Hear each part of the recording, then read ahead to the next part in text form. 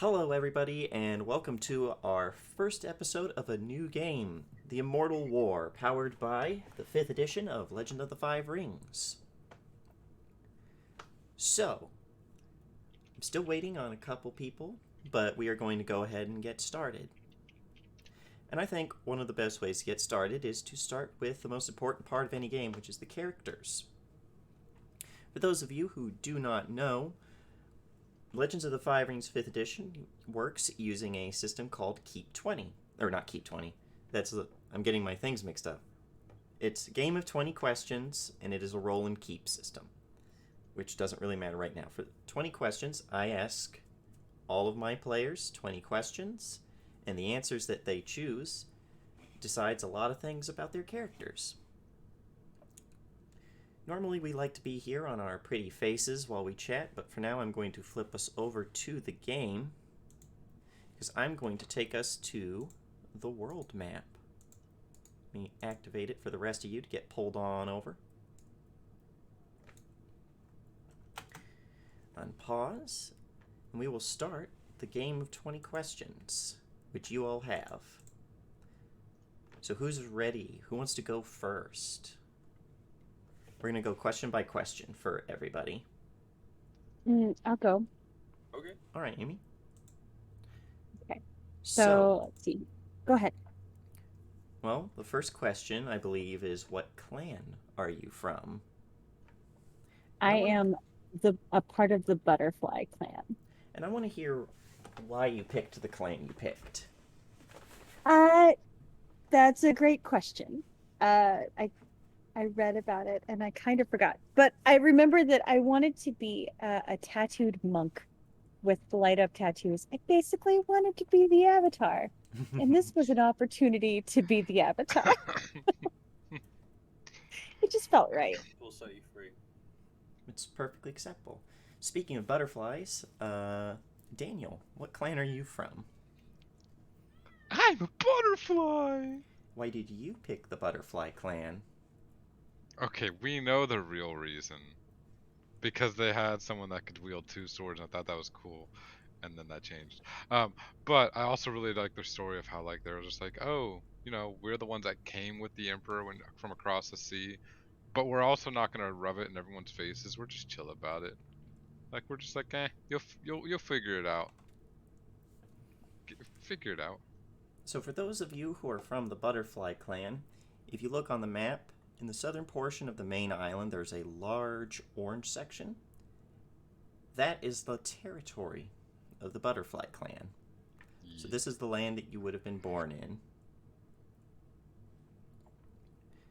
Right, moving on. Garza, what clan are you from? Oh, I'm from the Sun Clan. I just knew that my character needed to come from greatness and be destined for greatness, to spread nobility and just honor of my bloodline throughout the land. Because, I mean, we should be running this, honestly. Your clan Figure that. controls the entire northwestern island of Kitashu. They're the sole owners of it. In fact, I will take a moment and just go over this map. The large, it's in the bottom right, the large thing says the Empire of Ameko, which is the name of the land that you live in. Right next to that, the small island to the south, to the southeast, not, if I said west, I'm sorry, southeast, is Namada. Namada is a very poor island. It's not very useful for resources or things. The two clans that have it are generally left to their own devices. They are the Squirrel Clan and the Lion Dog Clan. Kitashu, as I've already said, is this large island here. Kitashu is a very temperate island. It's not the most resource wealthy, but it is enough that the Sun Clan, by virtue of being the sole owners of it, have become very wealthy. The main island is Nyoshu. It is where the Imperial Prefecture is in the white. It is the land of 3 of the major clans, 4 if you count the Tiger Clan, and their islands, and is generally the most important part of the empire. It is the heart of the empire. And now, getting over here, way out here to the west, is another large island, Sugawa, which is perfect because, Computer King, what clan are you from? The Lily clan. And why did you choose the Lily?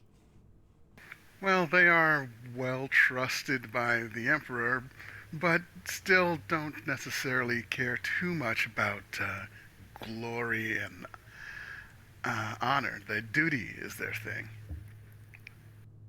Very true. To the Lily clan, it is not necessarily important to keep your honor as it is to keep the empire going.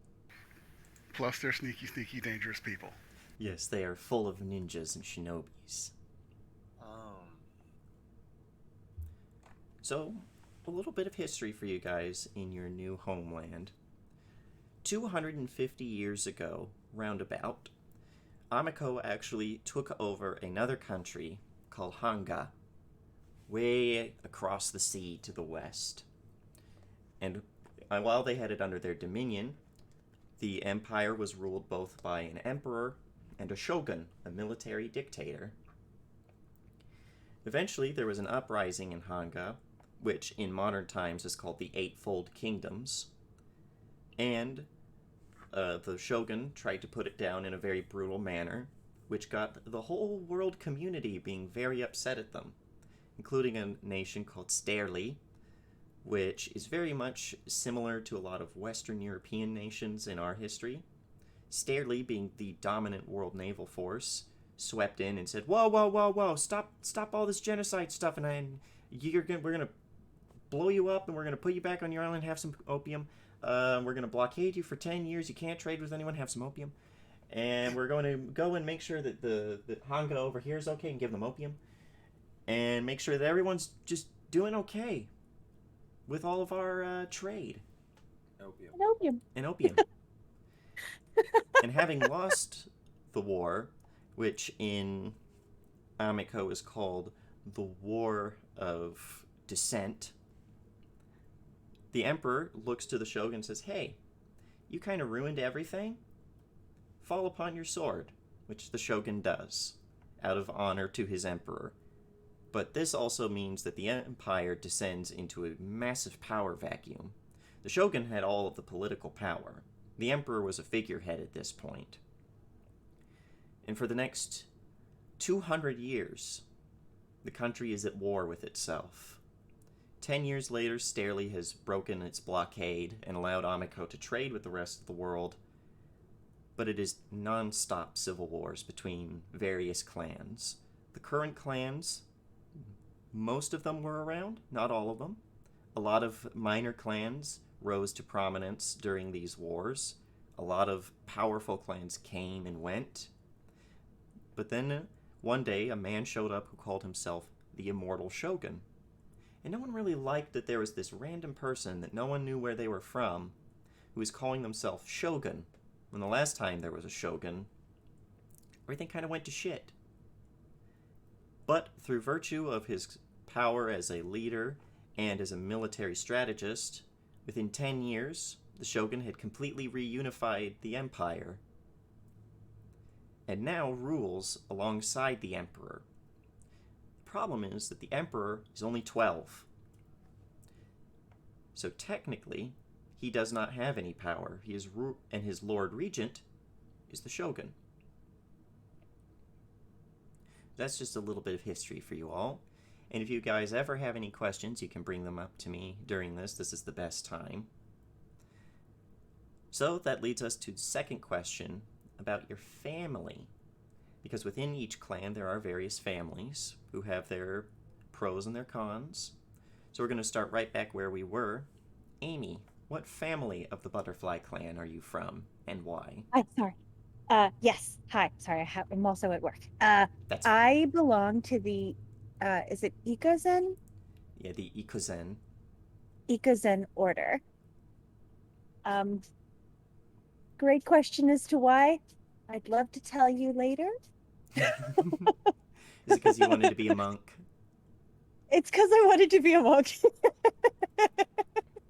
Yes, the Ikuzen Order, if you look at the Butterfly Clan's lands, these mountains are very treacherous mountains to get to. There are only a few safe paths, all in the north, so all of them under the control of the Butterfly Clan, and the Ikuzen Order has their monasteries in these mountains. Very remote. Perfect place to is that- meditate. Is that right here? Or Yes. okay, great. This orange space Yes, here. the orange space Beautiful. with the big butterfly. I think I see the butterfly. That's fine. I will if I didn't. Yes. Okay. Sorry. No, you're fine. So, we're going to move on. Daniel, what family are you from and why? Saru family, because two have been fighting. Oh Jesus Christ! Sorry, just turn it down if it's That was loud. a cat. Sorry, everyone. Music started. The vibes are real now. Yeah, They I are. am from the Saru family. A lot of my character original choices were because I were like, oh, this is a family that does 2-weapon fighting or school. That's so cool. And then I was like, but I'm gonna be a Shugenja now. Perfect. So I'll be picking up, since I guess it's an option. I'll probably like be picking up stuff from that school as well at some points. It is an option. You can pick things that are outside your curriculum, but we'll get to that later. Yeah. Garza, what family are you from and why? I'm from a little known family. You might have heard of us, the Yawari family. Yeah, we've been tied in all of the political and really artistic outlets throughout all of Amakio. I'm gonna say it wrong. How do I say it correctly? Ameko. Ameko. Yeah, Ameko. Obviously, Ameko. Yeah, When in I'm doubt, trying to just be call it tied the in. Empire. Oh yeah, I'm the definition of snooty up in there. I'm a career politician. I am out here. He out in these streets. Yeah, Oh yeah, these honor mean is political everything streets. to me. These mean political streets. You know what's up. I'm Computer shaking King, hands. what family are you from and why? Hoshimitsu family, because they're a family that is given a little bit of attention from the clan, and they're kind of the sneakiest among the sneaky because nobody really knows what they're doing. That is fair. And since I forgot to mention it, on the island of Sugawa, there are two clans, and the Lily are the ones that dominate the southern portion. And the Rooster clan is a minor clan that is a vassal to the Lily that owns the northern. And I believe that leads us to our third question, which is about what school you are from. Well, that's rude. You're just gonna leave Oh. me out of picking Well- answers. Well, here's What the if thing. what if I I didn't know if wanted you to were- do some questions, huh? I didn't know if Call you were out. ready. I didn't know if you were ready, my man. A new player No, has you're entered the good. game. I am sort of ready. I know I'm in the Sun Clan.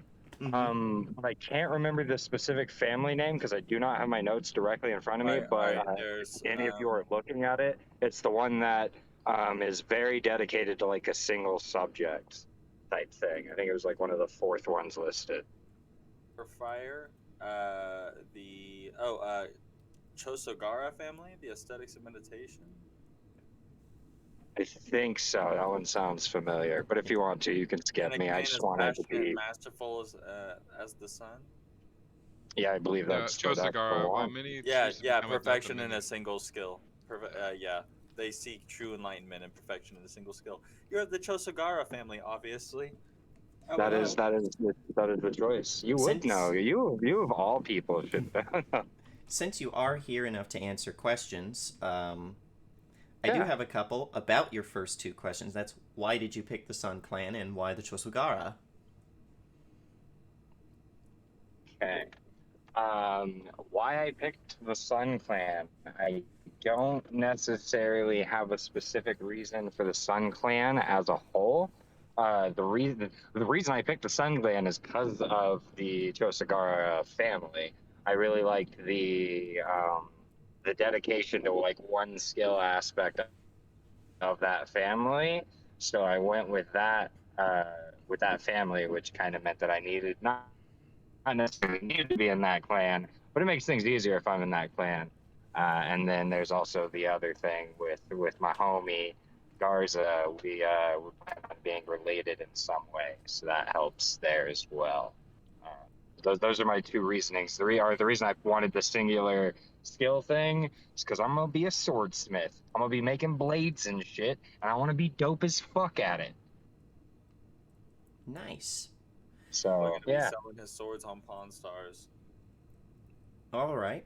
Well, question 3 is all about your school, which, for our audience, if you have not, if you don't know a whole lot about this specific game, your school is like your class.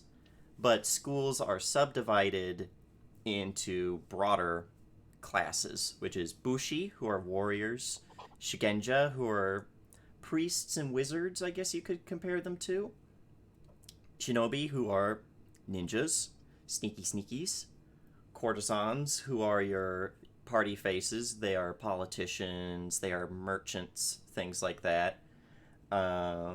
Artisans, who are crafters. And then in a few other books, they have sages, who are very specialist, and ronin, who are ronin. So we're gonna start back around. And Amy, what school are you from? And I think we know the answer, but why did you pick it? Oh, I'm a politician. Just kidding. I, I'm I'm the school is Tagashi Tattooed Order because yes, and my role there is a monk because yes, and I'm going to be the actual avatar. Like it's happening. Like I think that's my goal, my personal goal is to become the avatar, both in real life and in this game. That's Perfect. yeah. Now, Daniel, yours is a little weird because technically your school is not from your clan, which means you Yes. spent time in whose lands? The Sun Clans! There's so many bright, sunshiny people here. Sunny boys. I'm feeling outnumbered. Yeah. I am from the Moshi Sun Sentinel School, a Bushi Shigenja. Which really, when you mentioned sage, they should have been a sage because that is what they do. I can only use fire invocations, and my flames are sacred flames, As we will which I find out should as we get further into this game, there's a lot of things they should have done very differently, but they didn't because they had something. I don't know what they were trying to do. Well, sage probably came after the Celestial Realms book, so it's whatevs. But yeah, I was born in the butterfly and the Saru family. They determined I had, while I was dual wielding, I guess there's no actual special training for that. They realized I had a special inclination for, I guess, flames and the sun and being sacred. I don't know. I don't know how it all works out, but they were like, "We're gonna send you off to the Sun Sentinel School to train there," and so I did. And now I've returned to my lands, did some things, and now we're headed out again. Yes, the Sun Sentinels. So, as is true with Japan in our world, Amaiko is called the land of the million gods because there are the kami. And kami as a word can translate to mean god or spirit, but is a very different concept from a lot of other settings where the kami exist in everything. Every object technically has a kami. Streams, mountains, particular trees, objects, people. And these spirits are what Shugenja call upon in order to use their power. But there are greater kami who are gods, in a sense, including Amaterasu, the guardian deity of the imperial family, and as such the empire, and goddess of the sun, Flames who of you Naruto. worship exclusively, probably. Yes. Alright.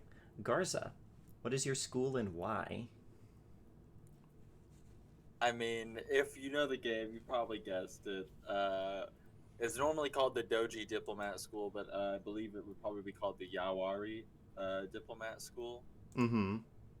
Um, and I've expressed, I think I've expressed multiple times why I would be picking this school. I'm bringing honor. I'm bringing my name, and I'm spreading it all over the place. My goal, hopefully, have more than just this little island one day, but not through war. I want to do it through trade, and let's have some meetings.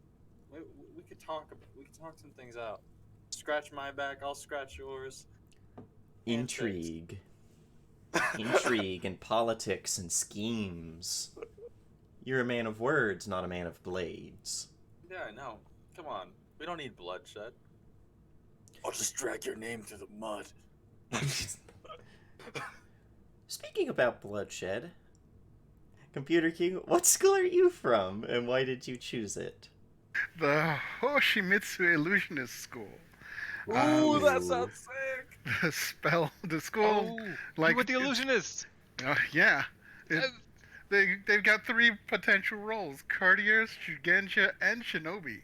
So basically, he's Shugenja who sort of sidelines in shinobi but dreams of being a courtier. That was my alternative. I was like, if I, You know, you stab my back, I stab yours. I'm so glad I get to see the illusionist. It's so cool, everyone. Their abilities are just like, no, here we go. I don't want to drag it on, so I'll just continue. Well, Horace, if you are there, are you able to answer this question as well? Of what school you are and why? Yes and no. I can answer it because I believe it's called the Ichiro Bladesmith, but I could be wrong on the specific name of the school. But that is what I'm going for. And it's essentially, I mean, I've already kind of said it. I want to make the best blade. I want to make not only the greatest, like, balanced, perfect blade for somebody specific. Like, I want to be able to look at somebody and see exactly what they might need and build that blade for them. But I also want to be able to build beautiful blades, intricate designed blades. And I think that this school was going to get me down that path. So that's why I chose it. Trying to build beautiful, dope-ass weapons for people. That's a good reason. So, that leads us to our next question, which is going to take a little bit of explaining. And that is question number 5. Who is your lord, and what is your character's duty to them? And the reason this is going to take a little bit of explaining is... Shut up. Do we skip 4? Did we? Oh, How did your yes. character I am very sorry for that. Yes, I'm number just- 4. How did your character stand out with during your time training? So, we'll start with Amy. Okay, I got this one. I have an answer. I'm very excited. Okay, so my character used grace, eloquence, and empathy.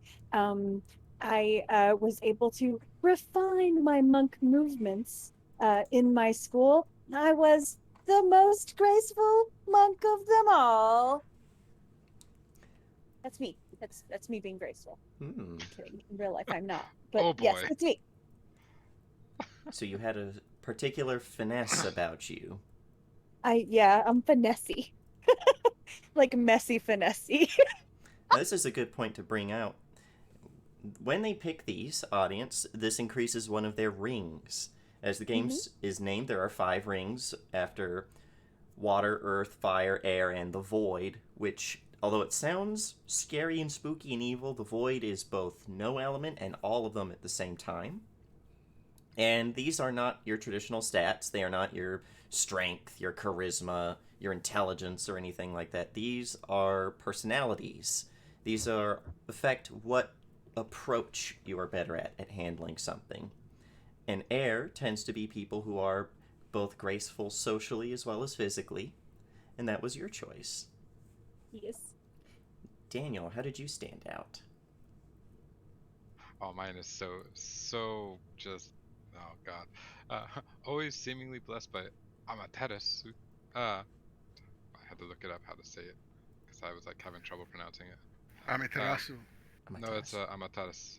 There's you don't normally the U is like a weird half silent U, which happens a lot in Asian language. I've learned because I've had to pronounce some things. Fire and light almost always seem to bend towards him, as though his soul's purity could eternally fuel their flame. Ooh, I went very poetic. magical and fancy. Garza, how are you special in your school? So, this was definitely something that I totally planned and I didn't change last minute because I realized that I couldn't have the stats for it. I was always an earthy type child. I kept, no, I was very well disciplined, very mindful of others, and I had a very strict upbringing by my nannies, and you know what's up. Mhm. That's it. Yes, this is the thing is all of these characters are from the samurai caste, which means they were nobility or are nobility. So yeah, you were probably actually raised by nannies instead of your parents. Yeah. Pewter King, how specifically did you stand out? Well, in school, it's found he spoke pretty easily to the kami, and um, in his other classes, he was able to listen to half heard whispers and figure out context from just the tone and the pauses in them. Very useful for someone in your line of work. And Horace, how did you stand out in sword making class? I super have no idea actually. That is a good question. This was not something that I remembered from my notes. I'm literally pulling up everything right now. I finally got here. I'm sorry that I'm No, the no, worst no, of no. the of this. No, you're You'll fine. have to give me for this one here for a second, unfortunately. Um,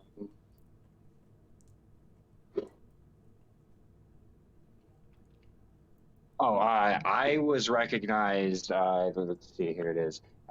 Because of my passion. I was very passionate about learning. I was very passionate about the craft of swordsmithing, and I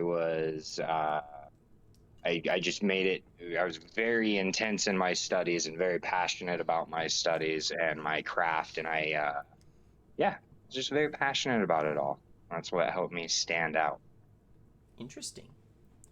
All right, now we get to question number 5 for realsy reals this time, which is basically when we are going to select your giri. And this is where I said, well, this is going to probably take a little bit of explanation. So these two questions, this and the next one, are going to revolve around giri and ninjo. And we will start with giri.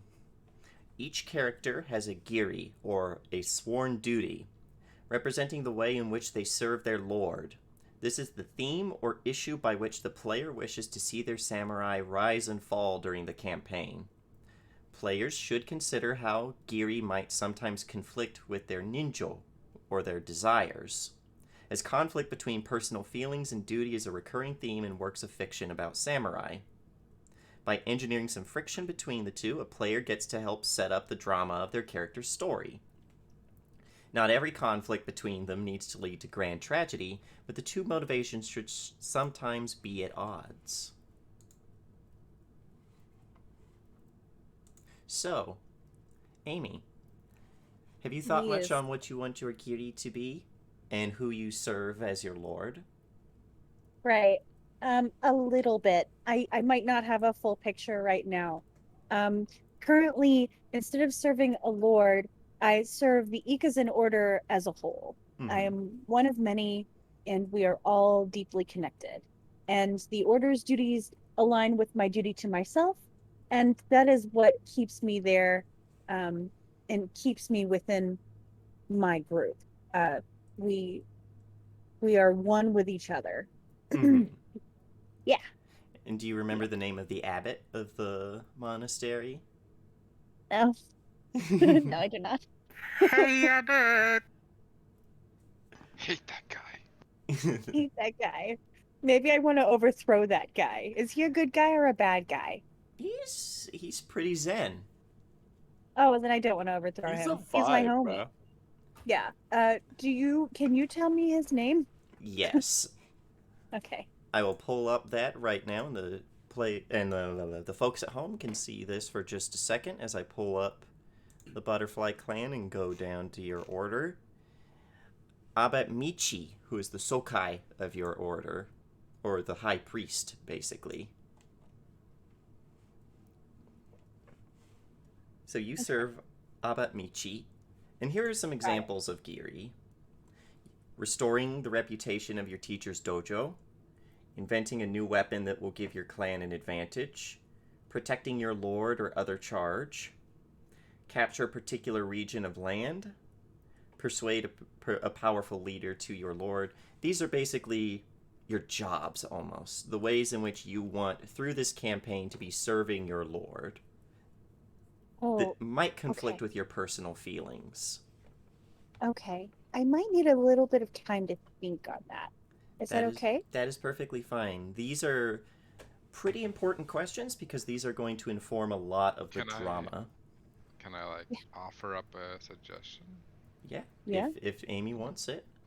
Yeah. Maybe maybe they want you to, spread the path of enlightenment to other people and Mm. focus just solely on that in school. And as you mentioned before, your character kind of wants to like go off and live their life and do what they want now that they've finished school. So Yes. it's I like like it. maybe you're being like raised up as like, hey, I want you to eventually be a potential for my successor, so you can be dedicated to the school and only the school, something like that.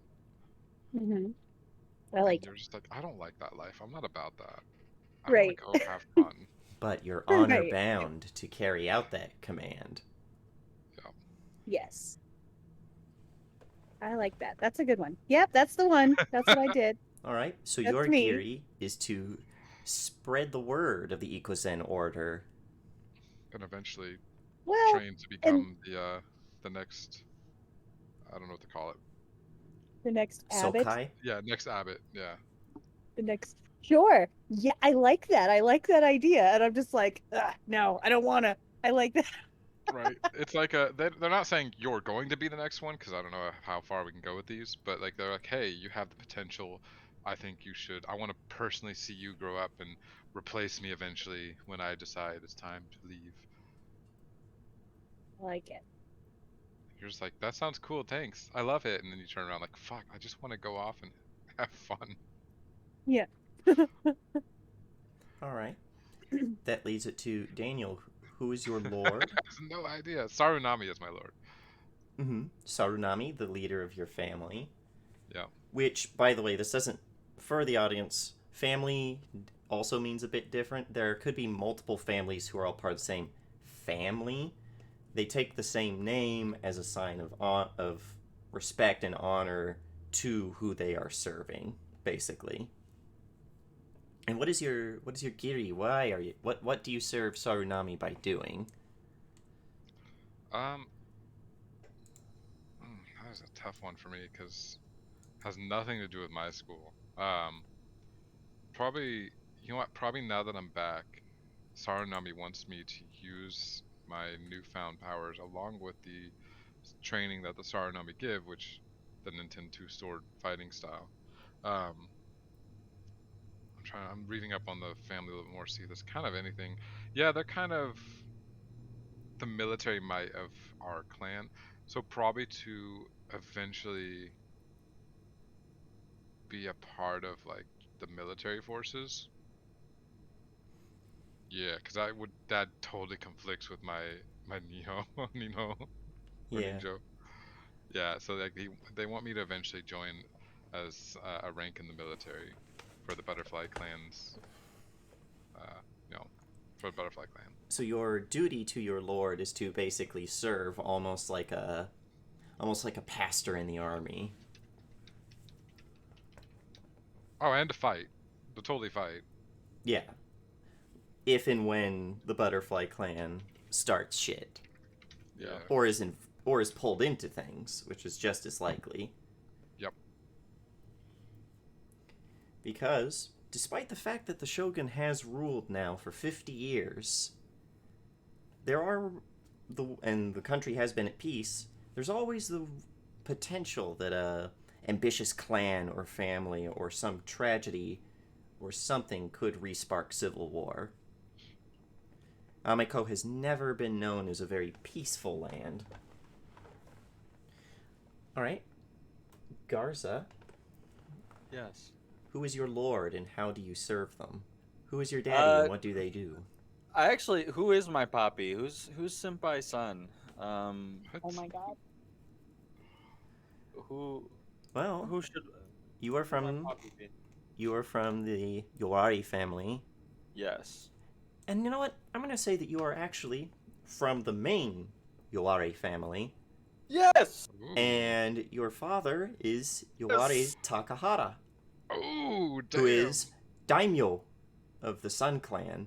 You are one of his many, many sons. Not from his main consort, but from one of his concubines.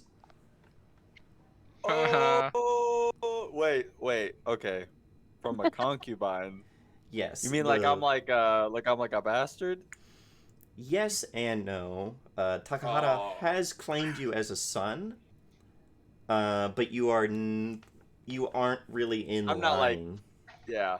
because Okay. You have to kill one a of- lot of your brothers. I mean, celebrate a lot of your brothers. Yeah, there are quite a few. You have a lot of half brothers and half sisters. Because man, he gets around, Yeah. and Yeah. there are ones from his wife, so his consort, who are therefore in line to be daimyo when he steps down or dies. But how do you One serve day. Poppy? One day. Okay, so let's think. So Papi Damio. I mean, so who owns this little red patch of land that's touching the sun? That is the Maple Clan, who have long been a thorn in the Sun's side. The Maple Clan are the strongest military in the Empire, to the point where it is said that no one has set foot in their land and won a battle. I wonder. So, let me think. The Maple Clan. Maybe I'm supposed to be like trying to not necessarily make any like major moves or anything like that, but just keep like a small. Maybe he's got me managing some small portion of like keeping tensions Keeping at it a minimum cool. at the board. Yeah, maybe he's got me like positioned at the border, and I'm like supposed to try and. But like low key, I want to take it. I want to like take that land. I want them to move out. That and like, so my job is to keep things chill and calm, and it's a direct Mm-hmm. conflict with what I really want to do. All right. Or I don't know. What do you think?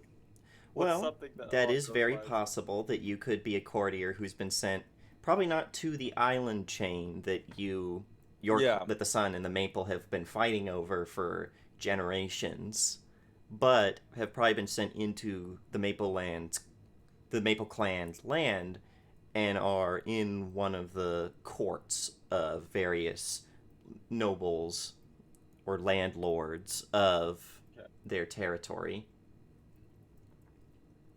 Okay. And Computer. so I'm just like and I'm just like, so okay, so I'm in the court of a Maple Clan. This is awesome. This is exactly the political nonsense I wanted.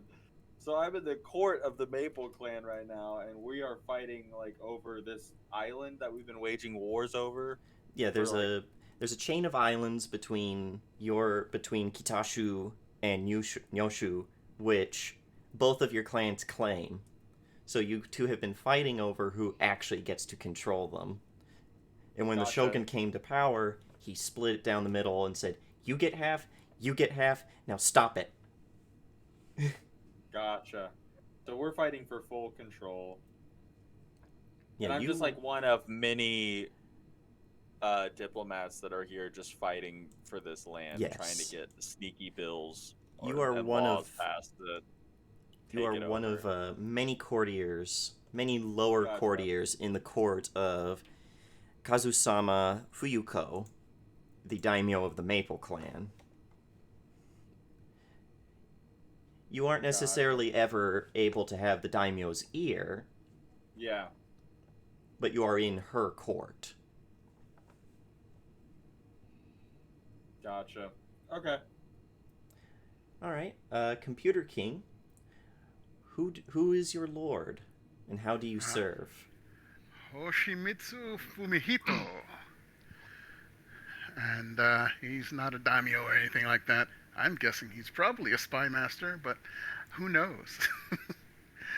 And his duty, spiritual backup for various underworld-related activities and occasional aid for actual shinobis, gathering information, and of course sometimes intentional alibi. You sit in a bar with some people. One person taps you on the shoulder, you look the other way, and you pay attention to that area. And later on, you get a tap on your shoulder back, you look, and he's there. And it's like, later on, somebody says, oh, he went and killed so-and-so. You can say, no, I was in the bar, and every time I looked behind me, he was right there. So you're serving almost not a patsy, but the way you serve is intentional alibi. Is you're someone who serves the clan by being a trustworthy face. Yeah. All right. Horace, how do you serve your lord, and who is your lord? Yeah, so about that, I didn't really know who my lord would be. I was gonna kind of work that out with you, I figured. So, um, who would my lord be? I assume me and Garza are related somehow. I think it'd be dope if we were brothers, but I was just his mom's son, like his mom and someone else. Yes. So I wasn't up, like, I'm not the son of the daimo or anything to that effect. I am still related. We're half brothers to my homie Karza, obviously, but that would make me not as important as him, which is cool with me. Um, I'm super down for that. And that would be why, I mean, it makes sense I'm not like a politician or anything, since I'm not necessarily like of royal blood, but I am one of the royal concubine's sons. I have something So interesting to present to you. I'd be down for that as well. Let's go. Your mother was a woman from the Maple Clan who was married to, or well, basically given over to Takahata for political reasons. And your lord is Aosoba Kenji from the Maple Clan. You are from the Sun Clan, you are a member of the Sun Clan, but you work for your other half, for the part of you that is Maple Clan. I'm so down for that. Okay. What was his name again? Aosoba Kenji. Aosoba Kenji. The brother working for the traitor. Maple Clan. I'm about it. You traitor! He gets to be a thorn in his own side. I'm cool with that. I love that. Cool. What do you do for your Lord Kenji? Good question. It's the first I've heard of my Lord Kenji. What do I do for him? So the Aosoba clan, as part of the Maple Clan, they are very well trained in all martial skills, but where most of the clan is dedicated to warfare in some way or another, the Aosoba are a family of historians and bards. They collect stories. They tell the grand tales of the successes of the Maple Clan,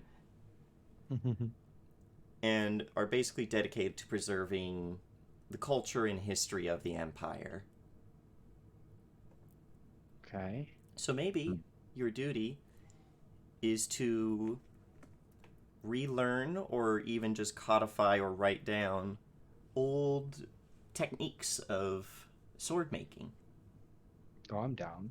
Yeah, I'm about that. And then get to share. Ooh, and I could try and figure out if the Sun Clan has any special techniques. Maybe that's like my goal is to find secret hidden away techniques of the Sun Clan to share with Ah. my Maple Clan homies as a secret. I'm And that about it. actually will probably conflict with you, Ninjo, and puts a little bit of conflict between you and Garza. Yes, I'm cool with that. I like that. That's really good. That puts some interpersonal drama in the party right off the bat. All right.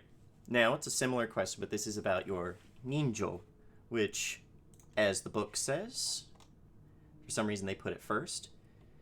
Each character has a ninjo, which is your human feelings, which represent a personal desire, ideal, or question that is core to the character.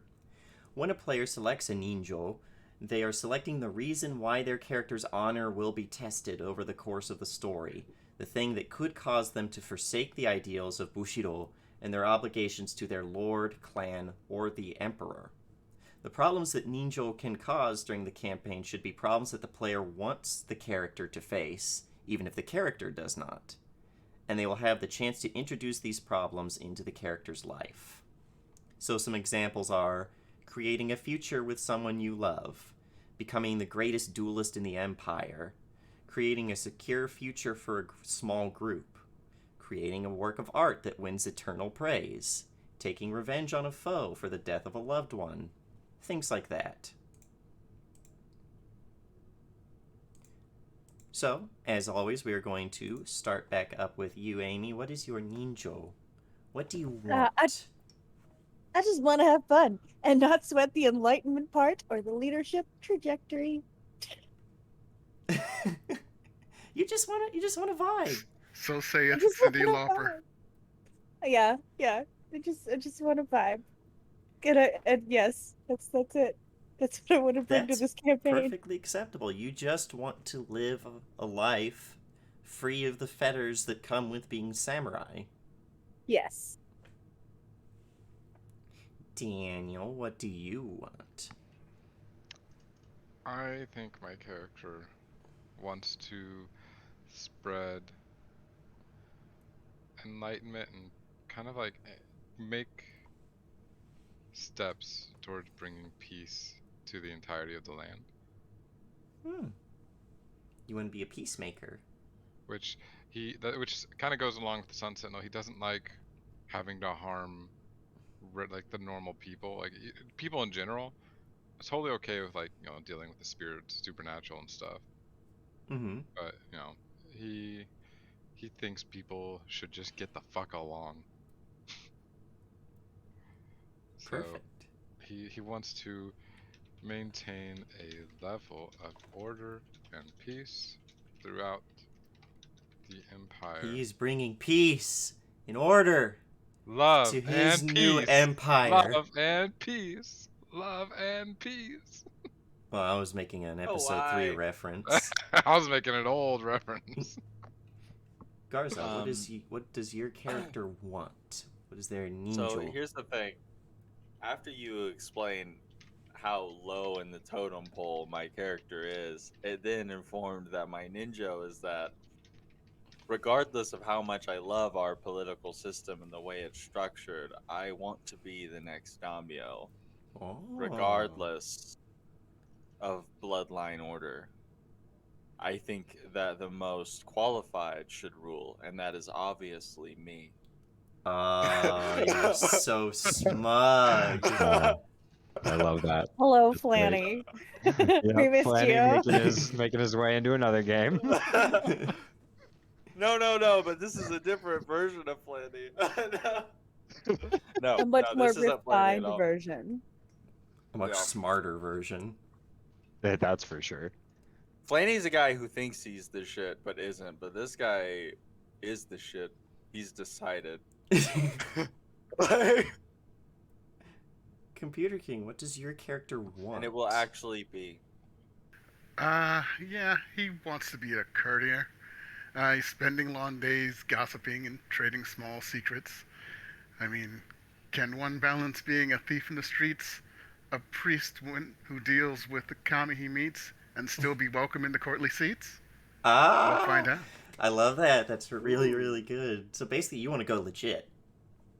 Yeah. Oh, this is perfect. Not only do I have someone Let who's a what? spy, I also have someone who allows me to introduce, criminal networks. You could go into towns and you could, be like someone who knows about the local yakuza. I was this close to being the little detective investigator from the Dragon Clan. I was. That would have meant we would have had 3 people from the Butterfly Clan from 3 different families. All right, Horace, what does your character want?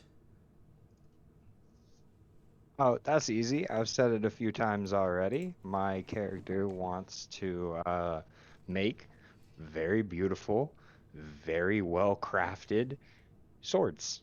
That's all I want to do. I want to make super great, super well crafted, durable swords that I don't know in this game if enchantments are a thing or if creating something so dope makes it even doper. But I want to be able to do that. I want to be able No, to make the dopest shit. I want the emperor guy to commission a sword from me. the That's what I Shogun. want. Thank you. Yes, the shogun. I want him to commission a sword from me. And how would this conflict with your duty to your lord? Are you perhaps so focused on that, or want to be, that you feel a bit of resentment for the fact that your lord is trying to get you to basically play historian? Yeah, definitely. I'm real focused on that and the fact that my Lord wants me to be like this spy, this information gatherer. Granted, yes, it's information about swordsmithing, which might help my goal, but I feel like I already know how to do my goal. I just have to be able to get my name out there as a swordsmith. And I don't have the time to do it because I'm too busy dealing with the Sun Clan bullshit and trying to figure out that shit for my Maple Lord. Brother, it's all about marketing. We just need to get your names in the right places. Exactly, exactly. But yeah, I think the fact that I have to spend so much time in the politics of the Sun Clan and dealing with the bullshit politics of what is happening between the Sun and the Maple Clan. I mean, bullshit in my character's eyes. He doesn't give a shit about politics. He wants to make swords. He's a I very just want a simple. grill.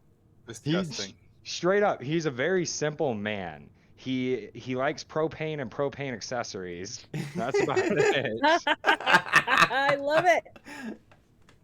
Like he He's good wants the enough. He'll get our swordsmith. name out there for sure. So And the me some fact that he has votes. to deal with this dragon maple or sun maple clan politics and doing this stuff for his lord behind the scenes and trying to be sneaky about it to an extent, it's just not his thing.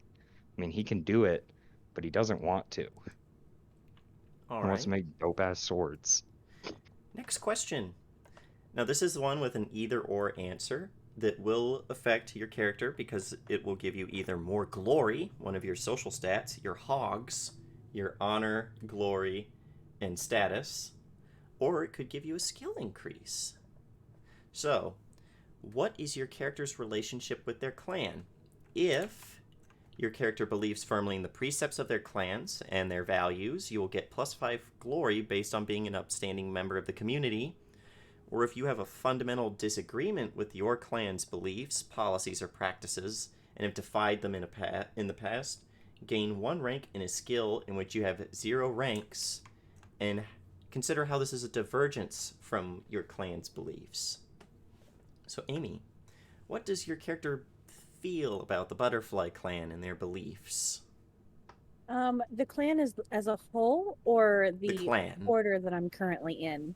The clan. I'm not sure because I only know about the order. I was gonna say that it fully is 100% behind them, and yes, but if it's okay, so I feel like my order probably knows what's best. So, and I'm 100% behind my order. So that would So make I would sense.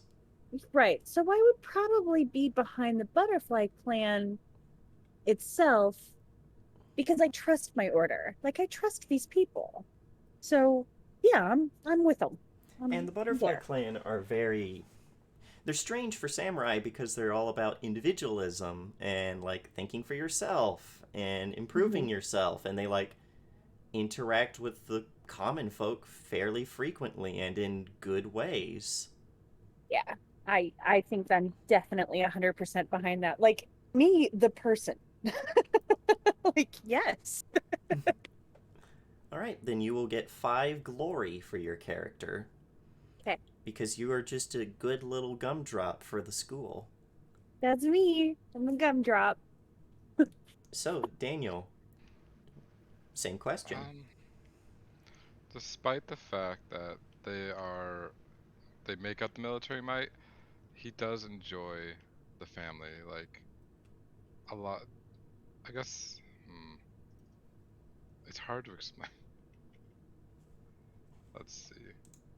Butterfly clan. Because like I was reading it, especially with like, is it the family? Yeah, not the whole clan. It's the clan. It's your whole clan. Okay. Yeah, he enjoys the independence and individual thought, which is why he actually still likes the family, because he also feels that even though he's not all for like I don't want to be a fighter and warrior, or I don't want to like go killing people, he's not gonna he thinks that they'll be accepting of it, and so he's full of it right now. All right, 5 glory to you. 5 Glory points to Gryffindor. Gryffindor. 4 billion points to Gryffindor. Fuck you, Snape. They win. Garza, same thing, but this time Sun Clan. So here's the conundrum. I think outwardly, I portray that I'm all for the clan and I love everything about the clan, but inside, obviously, I disagree with how we do things because I'm ready to take over for my dad. I think that he's been doing it long enough. He's been doing okay. I was meant for this. I mean, the Lord's picked me to be his direct bloodline for a reason. There's just a couple other people in the way that I think that a few documents and paperwork, like we can get around that. And if we can't, then I'll just have to hire some people. So I think I have a fundamental disagreement. Yes, very much. The Sun Clan are very much letter and rule of the law, and you're more like, no, I should be in charge. It's like, yeah, when I'm in charge, all of that. But so I guess, and then I get to pick a skill, right? Yes, And a gain skill one in rank which you have 0 right now. So I think I want to help my brother from another father, and I would probably learn. I would learn commerce. I would learn how to con. Ah, you're trying I to learn would. to con people. Yeah, I'll learn commerce. Commerce. I want to learn how to like, but yeah, like your sword cost you this much to make, but you could probably sell it for like this much. In this climate, in this culture, In you this could definitely economy? get away. Yeah. Oh, So I think yeah. commerce, or I think it's commerce. Yeah, Yeah, there's commerce. commerce. And that also helps with your whole attempt to basically schmooze your way to the top. Helps to have a Yes. lot of contacts in a lot of places, and money talks. Oh yeah, man. I'm. This is gonna be interesting. I'm gonna either get it beheaded so quickly, or I'm gonna go a long way. We'll see what's up. Computer King, does your character agree or disagree with the Lily Clan's tenets? He mostly agrees. I mean, as long as you don't let honor, glory get in the way, you can do the duty that you owe the emperor. And even though he's a very low man on totem pole, he tries to do his duty. Very, very good. 5 glory for you. 5 points to Gryffindor. And that leaves Horus. And this would be the Sun Clan, not the Maple Clan. The clan that you belong to, that you grew up in. So the Sun Clan. Yeah, I've got a fundamental disagreement with them 100%. Like not about them at all. My specific family, I'm pretty chill with because I like the fact that they're dedicated to one sole passion, just like I am. Like that I'm about. But like the clan as a whole and their whole like politics and trying to get everything by way of being shady politicians and shit, I'm not about that life. All right. What skill are you going to pick to show this disagreement? I'm not 100% sure, to be honest with you. Well, Skills are confusing. Don't know where the list of those is at. so if you are on your character sheet doing the 20 questions, there is an option in the third section at question 7 where there's a pull down sheet that shows you all of the skills. I didn't realize that there was a 20 questions area on the character sheet, On but your I found it There you go. literally the second that you said it. Be sure to That fill would this in because it'll auto calculate everything for you. fantastic. Okay, so you guys are gonna have to skip me on this one for a split second on exactly what skill I want, because I'm just gonna go through and start creating my character using this 20 question thing because I had All right. no idea All right. it was a thing. But yeah, I'll have an answer in just a minute. All right. That leads to the next question, which is what is your character's belief about Bushido? Again, this is 2 options. If they believe in living an orthodox life by the code of the samurai and the warrior, you will get 10 honor. But if you go against it or believe that, it's okay to bend the rules to get what you want and all that, you will pick one from the skills commerce, skullduggery, medicine, seafaring, survival, or labor in order to show whatever it is that you disagree with about the warrior's code, the way of the warrior. And we'll start with Amy. Yes. So I'm reading the role of Bushido for the Butterfly Clan. And for the most part, I think that my character agrees with this.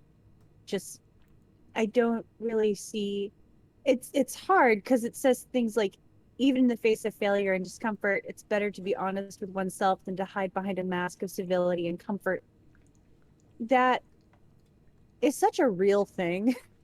Like that's so real. um it's almost a little too real. But I feel it. Like I agree with it. Yes. 10 honor points for you, honorable samurai. Honorable samurai. Daniel, does your character agree with Bushido or not? Surprisingly, he does, because like, there's nothing in it that's just like, oh, you have to kill, right? So it's like, other than do what your lord says, which is probably will come up later. um, did we skip something? We shouldn't have. No. Oh no, never mind. I was looking at the skill increase for some reason. Yeah, so he believes in Bushido and trusts that the tenets are for the good of all. That if everyone followed Bushido, then there would be less need for fighting, especially like honesty and stuff. More honor points. You're all honorable samurai. And then we get to someone who's not an honorable samurai. Garza. What skill? What skill? Yeah, I took skullduggery. Let's move on. No. Well, what is it about the code of Bushido that they specifically disagree with? So I'm just like, hey, as I've learned, a couple of white lies here and there, or a couple of just bold-faced lies, they get you a long way. And you got to keep your citizens happy. And sometimes that means not telling them everything all the time. Rip. Fucking rip. God, you are a very realistic politician. You're gonna hate me. Let's go. Computer King, does your As much as my character would probably not want to agree with someone from the Sun Clan, yeah, it's about the same. Yeah. Matters of honor should never impede the matters of duty, and the Bushido would stifle or halt dutiful carrying out of what's needed for the Emperor. Best that it does not apply to me. Ooh. And yeah, skullduggery. Let's go. You are, at once, you are both a bad samurai, yet a great Lily Clan samurai, because they are all about, no, fuck this shit. We're gonna do what's right for the whole of the Empire, and sometimes that means fuck's gotta die. Alright, that just leaves Horus. Are they honorable? Do they believe in Bushido? I'm not 100% sure on that one. I think for the most part they would, honestly, because Bushido's, it's essentially like respect and honor and all that, correct? Yes, there are 7 tenets to Bushido, and every clan has basically one where they're like, yeah, I like that one more than all the others, so I'm going to pretend the others don't exist. That's fair. To an extent, but let me find the list specifically. Compassion, courage, courtesy, duty and loyalty together, honor, righteousness, and sincerity. Yes. I definitely think that he, I think he'd be good with Bushido. I think I think he takes a few, just like everyone else, takes a few of the tenets a little more seriously than the other ones. Sincerity being a major one. That he takes into account. But yeah, I think he would honor Bushido pretty well. Perfect. Because this a very simple question is tacked on to this is, of the 7 tenets of Bushido, which one is paramount to your character and which is the least significant? So, Amy, between compassion, courage, courtesy, duty and loyalty, honor, righteousness, or sincerity, which is the most paramount to your character and which is the least? So I think compassion would be the most paramount to my character. And I'm not sure. I think duty and loyalty would be less significant.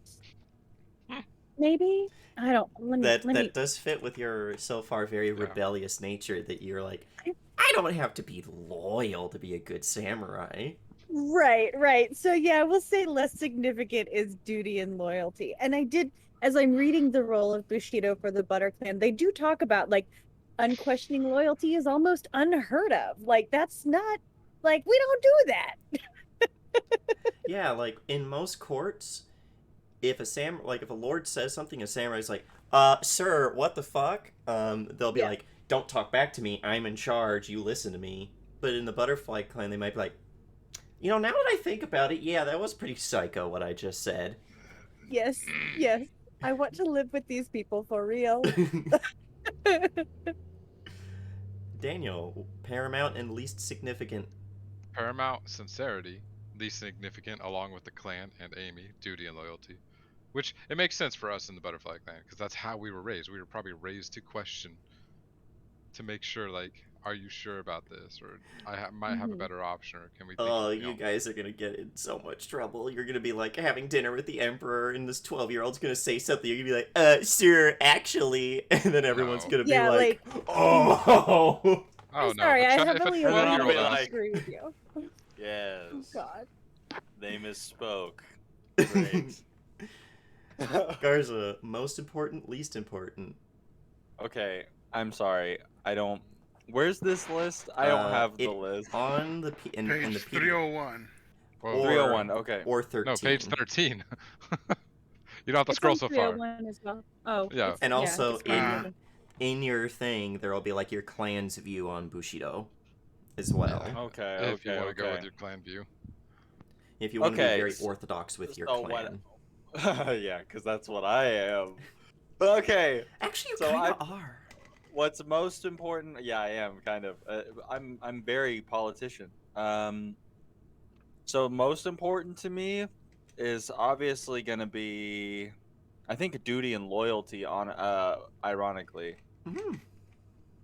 Because I want the people working under me loyal. And I'm very loyal to the people that I believe in and I work with, but I am not loyal to my idiot father.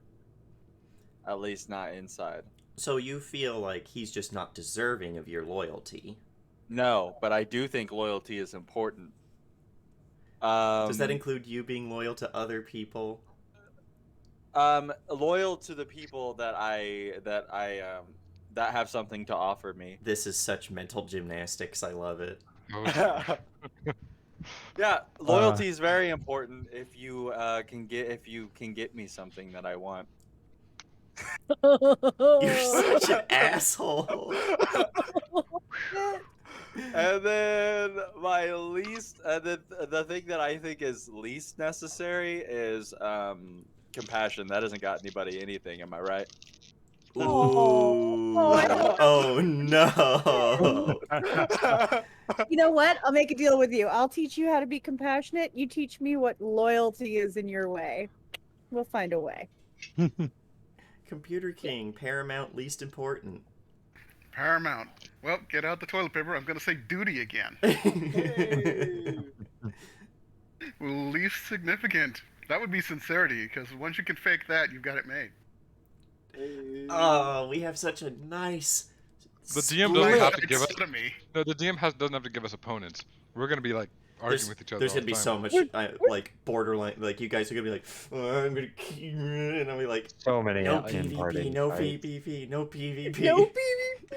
I have put myself in a Okay, dangerous if there little is position. PvP, just make sure you're using one of my swords, because they're the bestly crafted ever, obviously. Yes. Speaking of swordsman, Horus, Yeah. Paramount, least important tenets of Bushido. Man, that is a good one. I think least important to me, this? courtesy. I give a fuck less about social order. I don't care, buy my shit. The only reason I care about courtesy and social order is, oh, you're super important and you might be able to get my name out there even higher. I might be nice to you. You should Other be nice than to them, brother. other than that, sincerity I think is gonna be my most important. I think I'm sincere in the fact that I don't give a fuck about you. Buy my blade. Like I am very sincere in the fact that, and I believe like acting with like complete conviction, which is kind of what sincerity says under it. Acting with complete and total conviction, whether they serve themselves or a lord.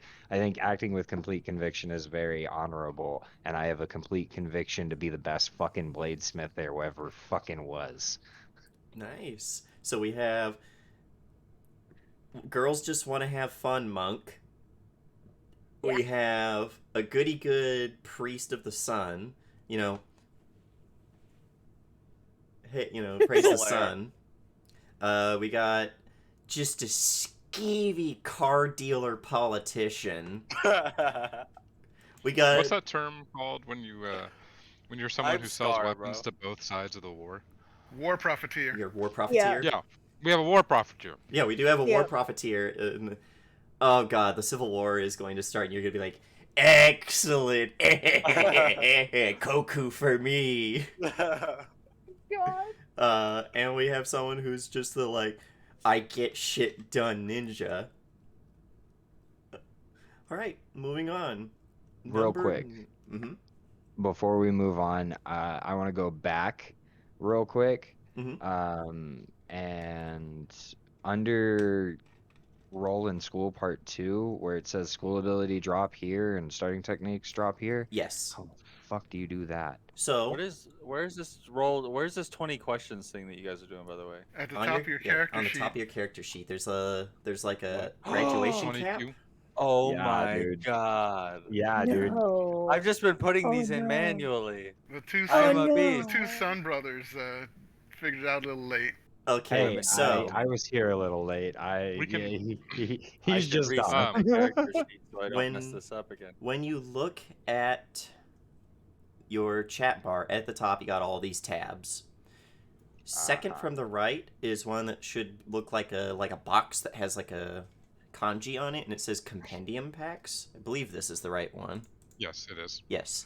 So when you go there, there'll be things say like adversities, anxieties, armors. You can School open abilities. these up Oh, and drag them directly shit. onto your character sheet. That's fucking gorgeous. This is something that is in a lot of Foundry games, and it's super cool. The only downside, it does not have the descriptions on any of them, so you'll have to manually add those in later. Or just That's remember them fair. just remember them 5-head. Yeah, just Or fucking have just them look them up in memorized. the book every time you want to use them. Or that. That too. Also, that's also 5-head thinking. Just look it up. All right, question number 9. I'd say we're almost halfway there. What is your character's greatest accomplishment so far? Which is going to get you a distinction. Now, there's a list of these that start, I believe, on page 92 in the book. Distinctions start on 101. 101. Okay, thank you. Mhm. That's where the description of them starts. Yes. But yes, so distinctions are basically like feats, almost. These are things that will be benefits to you. Because we're getting into distinctions, adversities, passions, and anxieties. So, Amy, what is your Yes. monk's distinction? What is their greatest accomplishment so far? I don't know.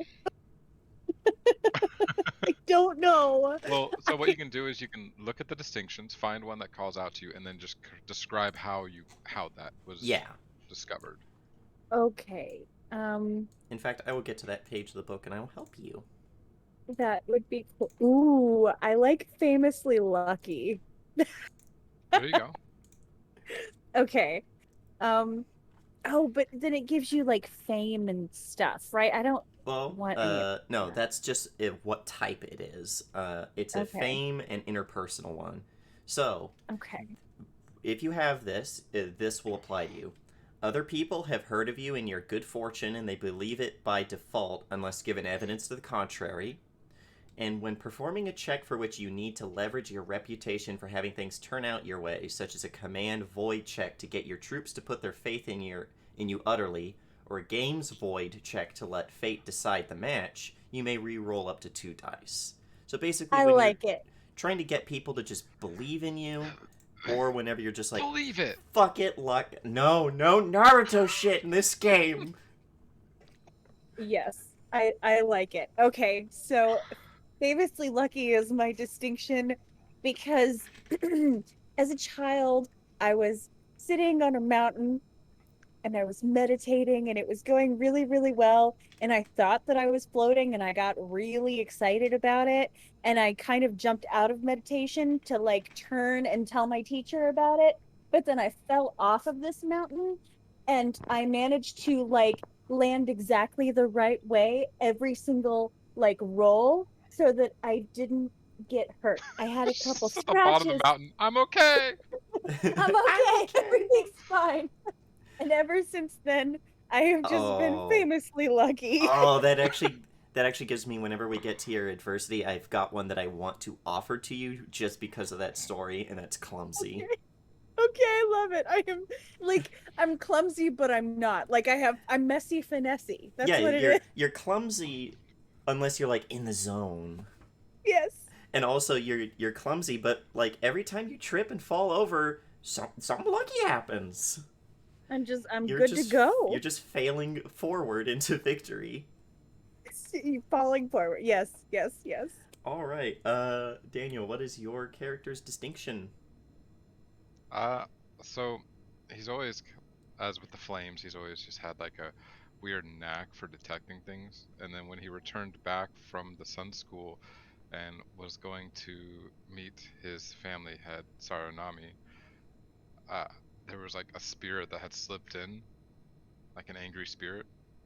Mm-hmm. And then like I was able to detect it fast enough to strike out at it and stop it from wreaking havoc or attacking someone or attacking Saronami themselves. And so the distinction is sixth sense. Maybe someone had actually released this, a Yurei or an Onryo or some angered spirit in order to try and attack Saronami. Yes. It is not unheard of in these lands for someone to use supernatural entities for things like assassination. Garza, what is your character's distinction? That's simple. Oh! There's a lot of distinctions. Yes. Oh my no. god. Okay, what page was that on? Oh! So on the 101. 101 thank for you. the book. So on the PDF, it'll start on like 102. Yeah, no, you're good. 101, I got you. Oh no. Oh my lord. Oh, Yes. that's right. I remember this. Okay. Don't worry, guys. I'm prepared for That's this. something.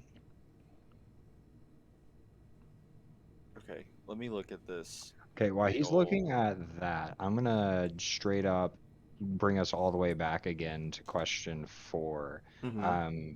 Is there a reason why I can't pick a fire ring for my question 4? It's showing an error. Yes. Okay. If so, with character creation, you cannot go above 3 in any ring. If something would bring you above 3, you can put it in any ring of your choice. That's some horse bullshit. All right, that's fair. It makes sense, but I'm upset about it. All right. Don't worry. Don't worry. With experience, you have the opportunity to improve your rings, but that will Okay. never count for your curriculum. Okay, so then I will probably have to redo how my character stands out within their school then, because I can't pick being a passionate person Well, and get you can- fire You ring. could You still just- say that yeah. and just pick a different one because I'm not going to Yeah. make you change that. It's your character's Right. story. Perfect. And I'll pick Void because the way I understand Void is, yeah, it's a little bit about the religion and stuff, but it's also about like extending yourself beyond your regular abilities, Yeah, right? it's basically when you enter the flow state and you're like, I'm giving myself over to just instinct and Yeah. belief. 100% picking Void because when I be Smith and I be in that state. Yeah, you're letting the dice fall where they may. You're basically Oh my letting the God. universe take you. Fantastic. Okay, cool. Well, then we got that solved, and Garza can continue with his oh my god. Yes, my Okay, well I child. don't want fire. You I do. found one that I founded one. Do I want found one that sounded beautiful. It was called blackmail, but Oh, yeah. Well, let's I look would be at bad at it. Blackmail your brother. blackmail your brother. Oh no, I would allow you to have blackmail on a player character. Oh, I would totally let you have blackmail on me too. I'd be super alright with that. So yes, you have incriminating information on an individual, which you use to force them to help you, even when doing so may damage their reputation. They will share what knowledge they have about a given person, item, location, or situation, whether through a face-to-face meeting or through correspondence. They will also arrange for introductions with exclusive members of society or places of business. When performing a check to demand favors of the chosen individual, such as a courtesy fire check to remind them of the consequences of their disobeying you, or a command fire check to order them to risk themselves on your behalf, you may re-roll up to 2 dice. That's terrifying.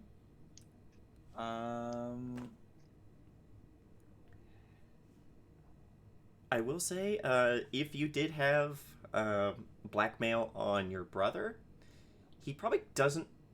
He could get you in with high members of the Alsoba clan, or probably some other people in the Maple clan.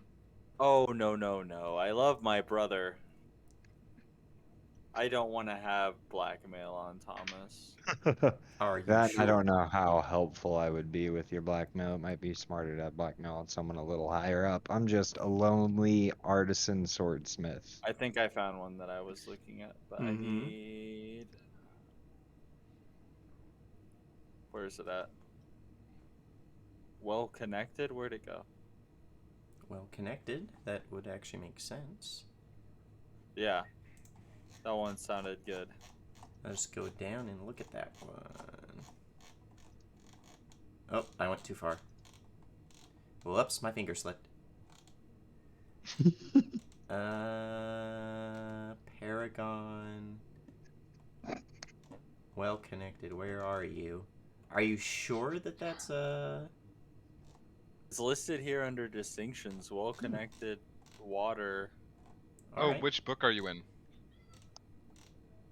Oh, this is just. I'm just looking on the forge. I'm just going through the names. Oh, Yeah. okay. So that's gonna be a different book. That's fine. Yeah. Which we're doing all That's the fine. books. That's fine. We're doing all the books. It's just I can't immediately look at it. Oh, I gotcha. It should tell you what book. What's it say?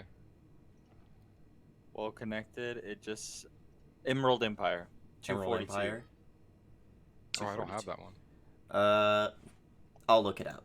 But Yeah. we can kind of get an idea for it, and it makes sense for your character to be well connected. I imagine that's just you're going to have easier inroads getting places or getting things. Yeah, Stuff that's like what that. I'm thinking. That is That fine. sounds like the one. And since I don't have that book immediately available right this instant, what we can do is if we look it up and it's like something you don't want, I'll allow you to change it. How's that sound? Okay. I like it. Well Right. connected. Computer King, what is your character's distinction? Once he overheard a merchant conspiring with an enemy of the clan to stage an attack on the Lily Daimyo. He told his lord, and the lord leveraged that attempt into a loss of honor for a Stormclan emissary who was visiting, so he kind of put them in their debt temporarily. He actually got an attaboy for that one. Keen hearing. Oh, and that almost gives me... And that... I'm guessing you have an idea for what you want, because that sounds like you could have now an enemy in the Storm Clan. Or are I just don't know. looked unfavorably by members of the Storm Clan who might know of this story. Probably. I mean, they're grumpy assholes already, so... True. Even though they have a bunny rabbit in their mon. Well, it's because in Asian cultures, the rabbit is associated with the moon because they believe that there's someone on the moon who uses rabbits as messengers.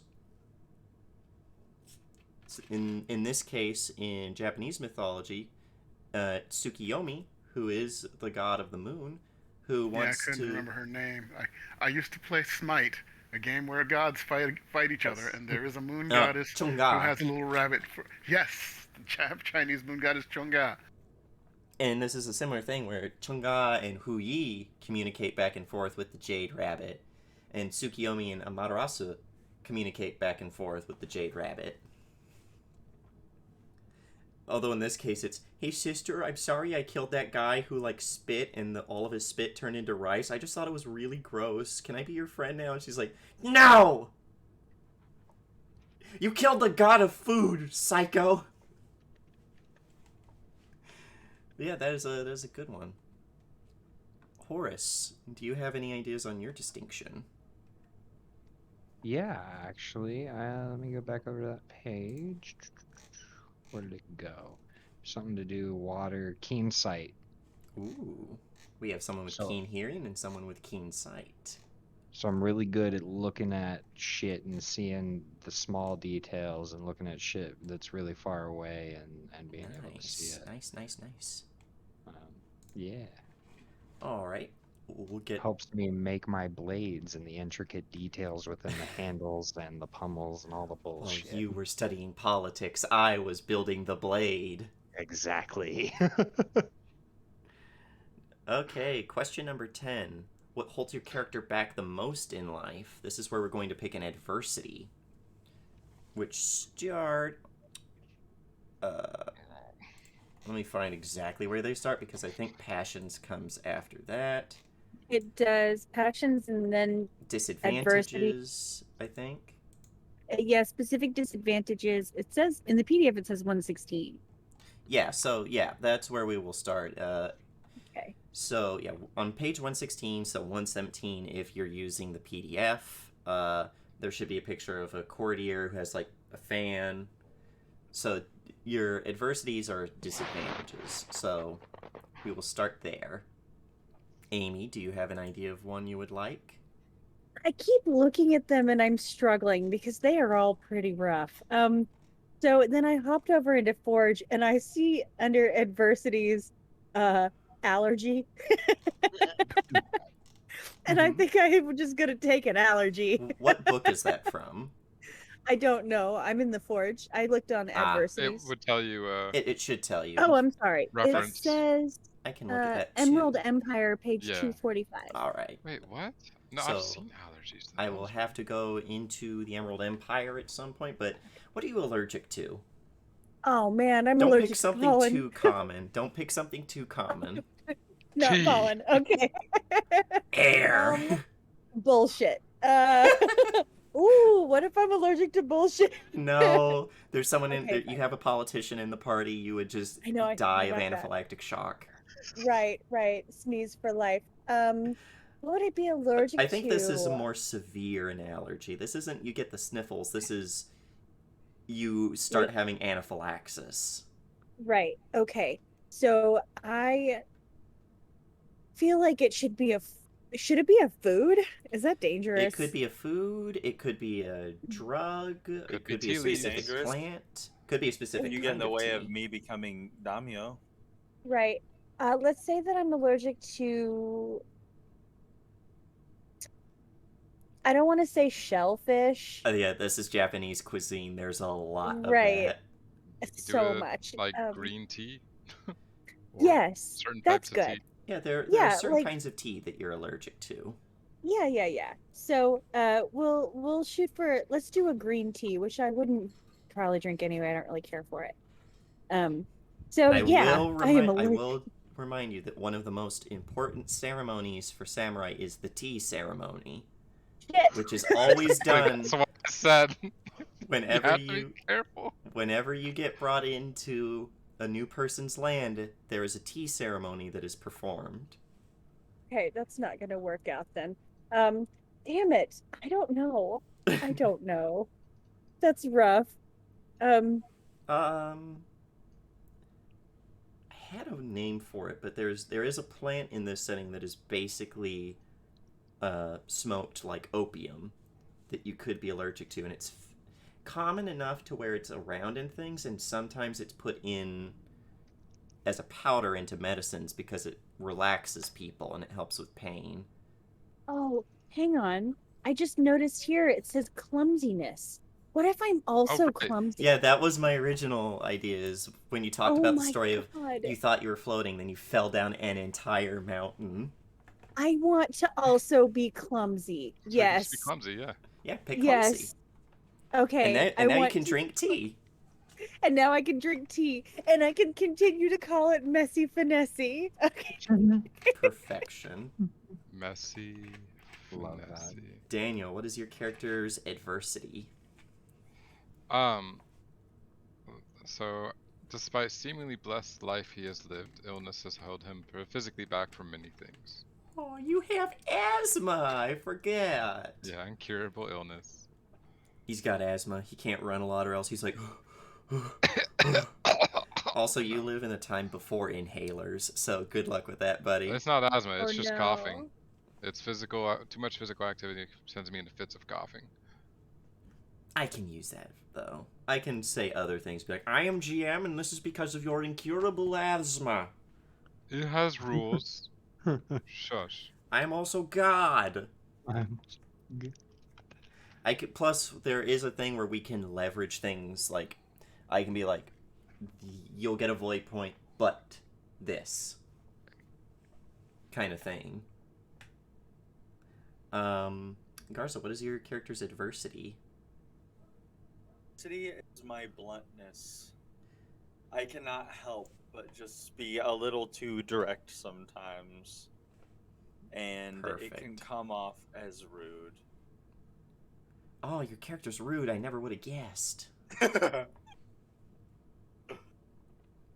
But I'm just trying to help you. How would you know if I didn't tell you loudly in front of all your peers?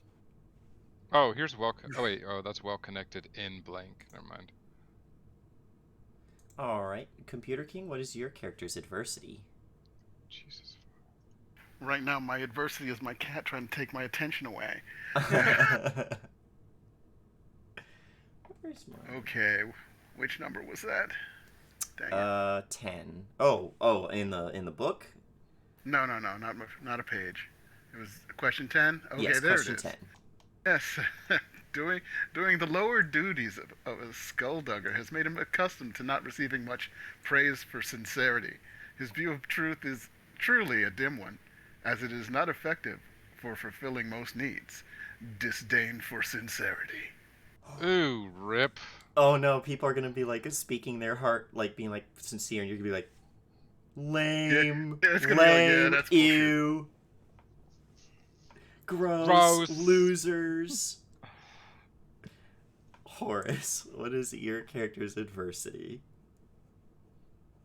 I'm not quite sure. I was gonna do bluntness, but Garza has already Wow, done that. Garza. You Fuck can you, do Both Garza. two. be blunt. Yeah, it could be a family trait. There's more than one blunt people. Everyone in in this your family is just That's a true, but blunt it's prick. nice to have the differences.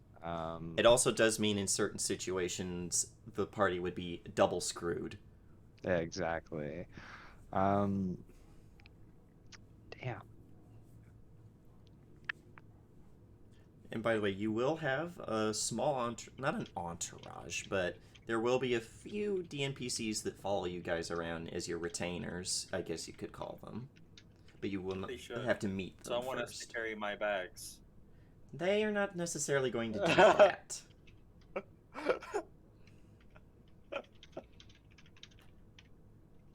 I'm a horrible person. This is gonna be great. Yeah, you'll be like, hey, carry my bags, and I'll be like, just get a horse. I'm Give me gonna a horse. do disdain for Bushido tenant, and I'm gonna pick courtesy, cause fuck your station, fuck who you think you are. I Oh don't my care. God, you're gonna be like, you are gonna be in a political situation. Just, I don't want to be nice to this person. We are the worst If you're samurais not gonna ever. buy my fucking swords, why am I I'm here? just Exactly. sweating bullets. 'Cause Buy I know my he's gonna fuck up. sword. Like he's gonna say something horrible. I need to get him out of The here. I need to get shogun him is out of here. giving a speech, and you just interrupt and yell, "Buy my swords!" Fuck. Yeah, no, but I think I'm gonna do disdain for Bushido tenant, and I'm gonna pick courtesy. Nice. Fuck you guys and your station. All right. Number 11. This is where you pick a passion. What activity most makes your character feel at peace? Amy? I like to travel through the wilderness, and around and just like hang out with nature because that feels good. And my passion is curiosity. I want to know what's happening. What's going on over there? Where's this brook go? Who's that person? They seem fun. That's a big sword. Like that's my shit. Right. Are you She's just a describing walking Mira's plot character? book. Yes, thank you. Yes. Oh, that's a good one for me being like, you go over here, and the plot follows. You just I are love it. You're like, oh, what's this thread? What's this? Oh, is this a railroad track? Honestly, I mostly just play myself in all these games, so it's fine. Let's see where It's let's see fine. where the plot railroad takes us. We going today. Hope this isn't who I am in real life. I hope so too. Daniel, passion. Desire can lead away from the path of peace, and thus away from enlightenment. Shed desire, live in necessity. Enlightenment. Just made You're me more of feel a monk something. than the monk. I know. This is what's great. Well, I mean, I was at the Sun Sentinel school, you know. That's beautiful. Garza, what is your character's passion? And then Saki. ah, Fucking. I almost picked tea or bathing. I was between tea and bathing. That's not tea he's drinking. That's know. not too. Do you After got my- a big sake After my gourd? long hours, after my long hours in the court arguing with people all day long, pretending to be someone that I'm not, it's nice to go and just get fucked up. Perfect. I can also leverage that against you as a bad thing where I'm like, you drank a lot last night. You don't remember shit. Yes. Right, Computer King. The world is an echo chamber. Whisper a few words here. Listen to them being repeated to you later from there. Gossip makes the world go round. Yes. Nice. Wait, gossip. Oh yeah. 'Cause I was like, Gossiping. is that secrets? I was like, oh wait, no, gossip's another one. Yeah. Horace, what is your character's I passion? fully agree with you right now. Good question. What Good is my character's passion? I'm looking through them right now, trying to find one. I found one. I just don't know what it is, so I'm trying to find it in the book, but I don't think we have that book. Which book is it? Where did it go? It is Path of Waves. Oh, that is no, Man. we have that. That is the official, like the big book of Ronin. Okay, so yeah, we need to update the drive because Oh, we have that one. it's no. Oh wait, there it is. Path of Waves. Never mind. Yeah, Sorry. Path of Waves. It's It camped preview is file. the book for if you want to play a Ronin, I a don't think Gaijin. I ever got that one. I've got Courts of Stone, Fields of Victory, Shadowlands. Yeah, that was the one where I was Celestial like, Realm. hey, I need to get this to you some other way because it was too big for Discord because Discord is I'm looking it up. lame. What is it you're looking at? Honest Work. What page does it say? It says page 90 or 70. 70. Okay, I'm going there. It's just really slow for some reason. Holy Yeah. shit. If you guys had There we wanted to go. play a Ronin, a peasant, or a Gaijin, Page 70. Honest work. The feel of earth under your fingers. Yeah, yeah. The following apply to your character with the honest work passion. You are always able to determine how much work is needed to complete a physical, hands-on task, and your work on such tasks is always markedly better than the others due to your eye for detail. This sounds perfect. After performing a check that requires physical labor, such as labor earth to till a field or smithing earth to fix a damaged tool, remove 3 strife. So you find passion in your work. That's perfect. Neat. That is perfect. yeah. I figured it would be perfect, so that's what I'm gonna go with. Honest It work. ain't much, but it's honest work. I feel, and it makes sense because I enter like flow state when I'm smithing and shit. My Yeah, it whole just helps you goal is relax. to just be the best fucking swordsmaker you've ever goddamn seen in Like your no life. one ever was. To smith swords is your real test. To It sharpen them, truly. your cause. Jesus. All right. So we're going to move on to the next question, which is what concern, fear, or foible troubles your character the most? Your anxiety. Yeah, we're gonna let Amy do actual job things. I got it. No, I got it. I'm a big flirt. That's my thing. Is that? Let me check if there's. Yeah, I was like, I think it is. It's Yes. irrepressible flirtation. Like I can't help it. I think that's it. I might be like one step ahead of you guys. I don't know. No, you're right. There is an irrepressible flirtation. It's going to be in the core rulebook, page 134. Yeah. Thank you. Yeah, there it is. 134. Irrepressible flirtation. Yep. It's a problem. Yep, you difficult to pass up a chance to flirt with people you find attractive. When someone you find attractive flirts with you, you cannot help but return their advances. Your Yeah. interest is obvious to all onlookers. Yeah. Amy, one Yeah. ara out of you, and we'll send you to the corner. Ara Fine. ara. After performing a check to interact with someone or ignore, you are interested in without exceeding propriety, such as a courtesy earth to check to make an appropriate small talk or sentiment earth to check to know how to tread cautiously in a social scene. You receive 3 strife.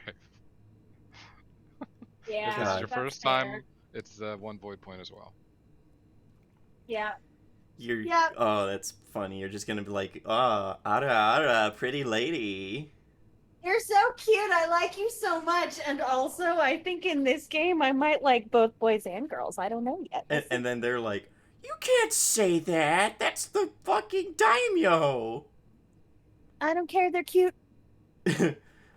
Oh, such impropriety. Daniel.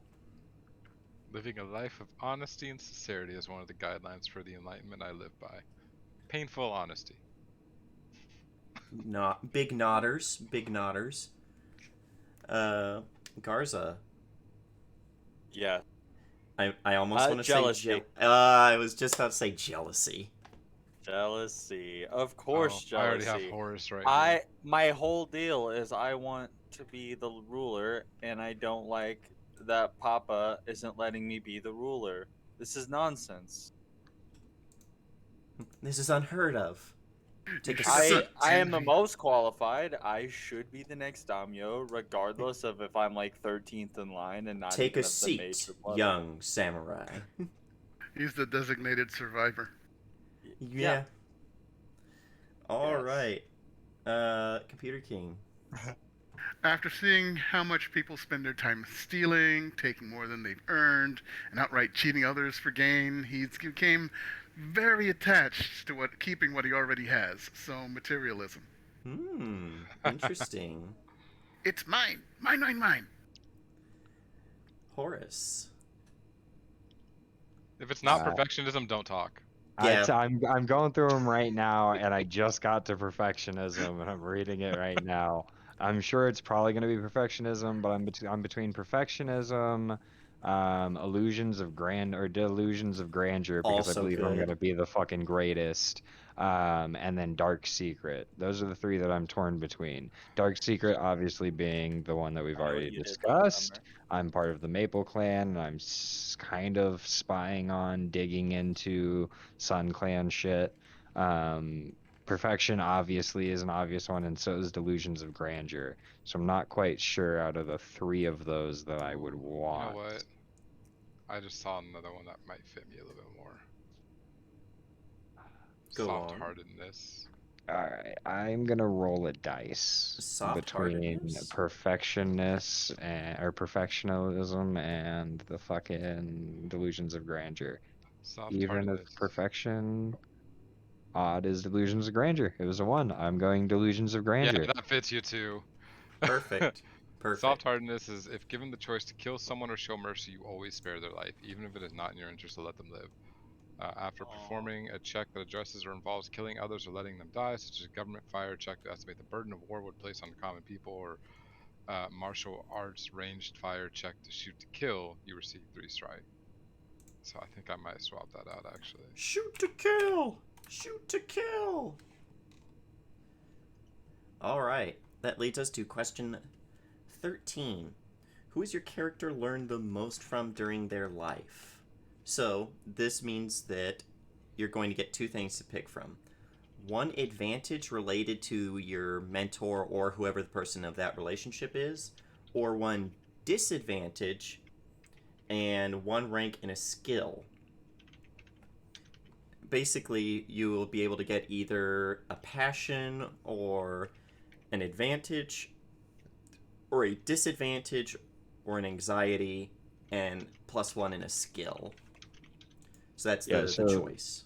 What are so for the disadvantage, that's an anxiety or an An adversity? anxiety or an adversity, either or. Okay. Basically, you get a good thing or you get a bad thing, but a +1 in a skill. Yeah. All right, we're gonna start with Amy. Who was it that your person learned the most from during their life?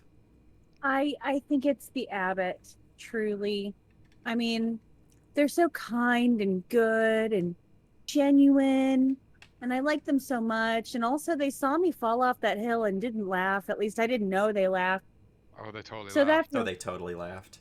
I mean, yeah, but I didn't see it, so I don't feel bad. Abbot Michi is a bit of a King Boomy, if that makes sense. Yes! I love that. Yes. I love it. And then I don't what did you say? You can So you could pick an advantage that's related to your relationship with Abbot Michi, or a disadvantage but +1 in a skill that they helped you develop. Okay. I think I'd like to choose an advantage. I don't know, where are the advantages? So that's the good things. That's a passion or a, what is it called? It's a passion or a distinction.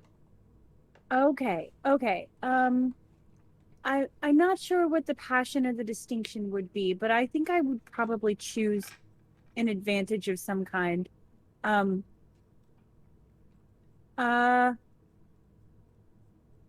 What is effective harmlessness? Is that a thing? Harmlessness would be what I just took as well. But that was a bad thing. Yeah. Oh, I thought that was a distinction. That's good. There probably is a good effective one. Harmlessness? Oh. Does it say what book that's in? It said Court of Stones, page 99. Court of Stones. We do have Court of Stone. Would someone mind looking that up for me? Yeah, I got you. What's that? What page was it? 99.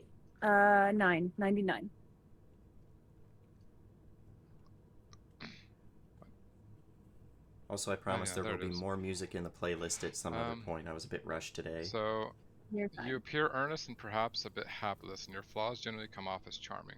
At least at first glance. Additionally, people tend to underestimate you, which works to your benefit. When performing a check to integrate yourself with a stranger, such as courtesy air to be pleasant to someone of higher social status, or performance air to check to conceal your true intentions, you may re-roll up to 2 die. He gives me harmlessness. He That's taught what you he how to does. basically be like, I'm just a crazy monk man. You don't have to listen to me. No, I'm good. I don't know. Is now when I'll have an opportunity to look into this book a little bit more when I'm not also like diverting my focus on this and one Yes. other thing. Will I be able to change some stuff up if I don't like it? If something just comes off and you're like, bad, real bad, and you find something better, you're just going to have to sell me on it. Okay, that's fine. Then can you come back to me then about this Yes. advantage that I might have? Okay. We'll put in the effect of harmlessness with an asterisk. Okay. Okay. I'm a benevolent DM. I love you. Daniel? You know, I'm not too sure. Daniel-san, why have you failed me? Who would it be that you learned the most from? And no, it can't be Amaterasu. Well, still need to erase that. Whoop! You have not spoken to her. You have not spoken to a literal goddess. I thought it was just from the teachings. Well, this is someone that you have a relationship with. Unfortunately, I wasn't allowed to have much relationships when I was sent away.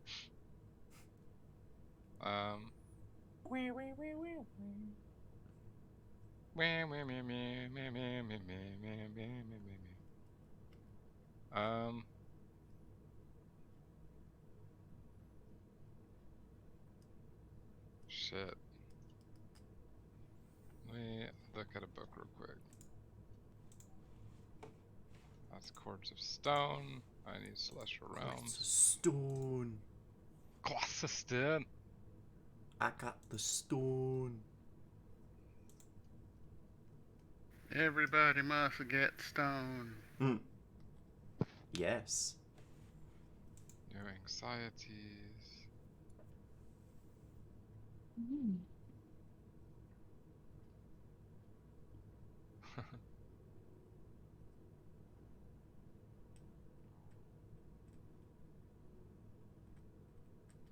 Oof.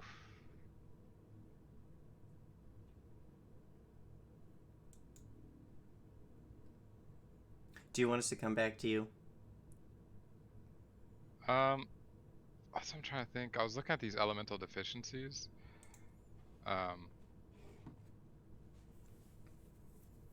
I don't think that'd be fair because I can only do fire.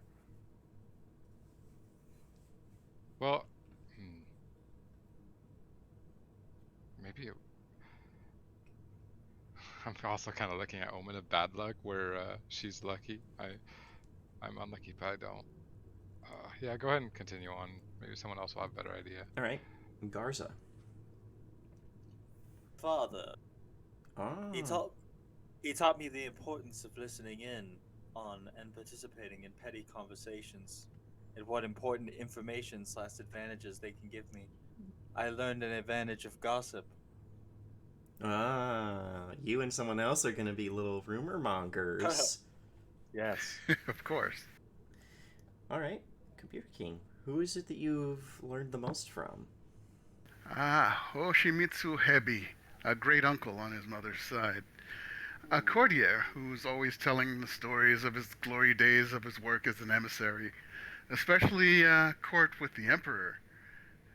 He often left his cat, Mai, for his favorite nephew to take care of when he traveled. Animal bond. Oh, you have a cat with you. Yep. That's awesome. How old is Mai? Mai's probably 12. Getting She's an older cat. Yeah. Not quite like decrepit, but like getting up there. All right, Horace, who did your character learn the most from? That is a very good question. Who would be like the headmaster of the swordsmith school? Well, that's something that we can come up with right now. Cool. They I would, assume that's probably who it would be.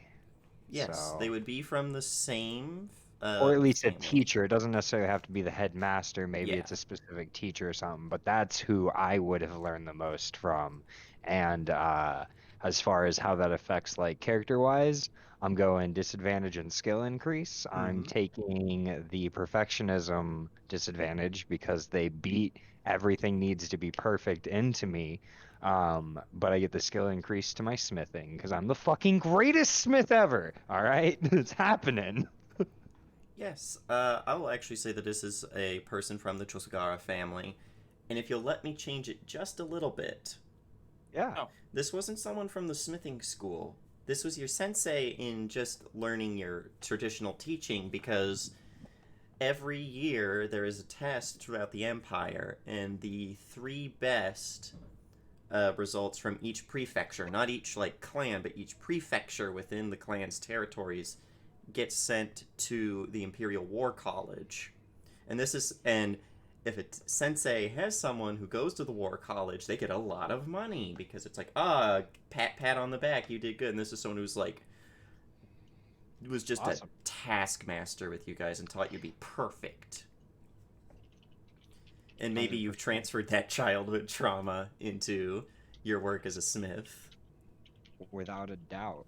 That's what I you do still with want childhood the trauma. skill increase to be smithing. That's fine. That's perfectly fine. Cool. Who is this then? What is the name? This person. It's a Chusagara. Yeah, it is a Chosugara. Okay. Let's look up names. Let's just do that. I still need a name for my guy. I've yet to Jalapeno. name my No. I put a Jalapeno link, Chusagara, I put a the link mighty in swordsmith. in the Discord. Ah, Yeah, I saw. Wow. Then yeah, I saw. I'm gonna go through it here in a minute. I just haven't had the chance to. You can just pick one of them, or you can find one that actually has a meaning that you like for your character. Which I don't know, my name keeps getting reset for some reason. Torakichi. Chosugara Ooh. Torakichi. Do you want to put that in the Yes. chat so I spell it right? Yes. I guarantee I've already spelled the one dude's name wrong. Asoba Maple Clan guy. Asoba Kenji, I think was his name. Osuo. Who is? I have it written down. I just don't Yeah, have it directly in Asoba. front of me. Asoba Kenji, right? Yeah, they're both in there right now. Oh, you. Awesome. Thank you. That makes life 10 times easier. All right. So real quick, who is the leader of the Sun Sentinel School? Is it one of the families, or is there like a just specific It's its person? own independent thing. It would probably actually be someone from the Deer clan, because they tend to have a lot to do with spiritual life. But you know what? No. This is actually someone from the Lion Dog clan, one of the few times that one leaves their territory, and this one felt called to leave and establish a very remote monastery on Kitashu. So it's gonna be. Let me just look up what their family is. So their family name is going to be Aikisho. Swear to God, I thought you were gonna say IKEA, and I was like, IKEA. stop it. No. Okay. I'll just type in a name. Doesn't matter. Aikisho. So I put in my teachings under them. Aikisho Or my Kaime. Oh. So I'll just put it in the thing. Kaime. Okay. Oh, I was close. I had it slightly spelled a little different. Okay. In my teachings under them, has taught me the importance of maintaining one's balance, both spiritual and physical. Earth and fire must maintain a balance between themselves, as they do in nature. All right. And what has that earned you? Keen balance. Ooh. All right. That's all we have for that. And they are, as I said, they are from the Lion Dog clan. Yeah. Yeah. Question 14. So, what do people first notice upon encountering your character? What is a physical accoutrement that they wear or have on their person that they're never without that's important? Oh. They first noticed my tattoo. That's perfect. I will allow that. You have a magic glowing tattoo. Yeah. Full on, it's not an arrow, but I definitely have like super delicate glowing tattoo happiness on my head, and my head is shaved, so the tattoo goes up and further back as well. Oh, it's Yes. shaved. Oh man, all those Yeah. pictures I sent you won't work. Oh shit, you did send me really nice pictures. I'm sorry, I No, you forgot. could. You can find it. There's plenty Yeah, of pictures out there. I there's was actually probably going one for you can ones with find. hair because I wasn't sure if you were gonna go bald or not. I'm There was bald. tons I'm without bald hair. as shit. It's exciting. Are you bald or are you That's me. shaved? Where do you stand on the bald versus shaved debate? I feel like I'm Cosplay, shaved. It's cosplay, shaved. cosplay, I'm cosplay. shaved. Oh Oh no, god, I've tried to shave shave my your head. head. My husband straight up will not let me do it. He won't let me. I'm like, hair is stupid. I don't want any more of it. He's like, bitch, no. All right, so your head is shaved. Yes. All right, Daniel, what is a personal accoutrement they notice? Well, originally I didn't realize it had to be an item. I put the constant smile and soft eyes, but it's gonna be the etched katana hilt with royal markings. Oh yeah, because you're some fancy We determined, asshole. yeah, we determined that shit earlier. So Garza. May I suggest big sake gourd, big fancy sake gourd.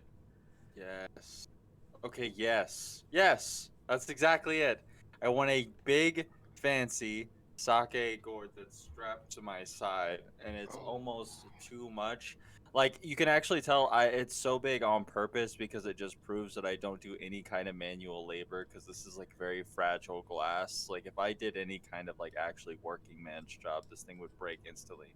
But it acts as like a sake gourd, so I can show that I love to drink, but it also shows people my class and how And rich I am. if it's something made of glass, that's especially big because Yeah, glass it's like is porcelain. very rare. Yeah, this is like porcelain. This is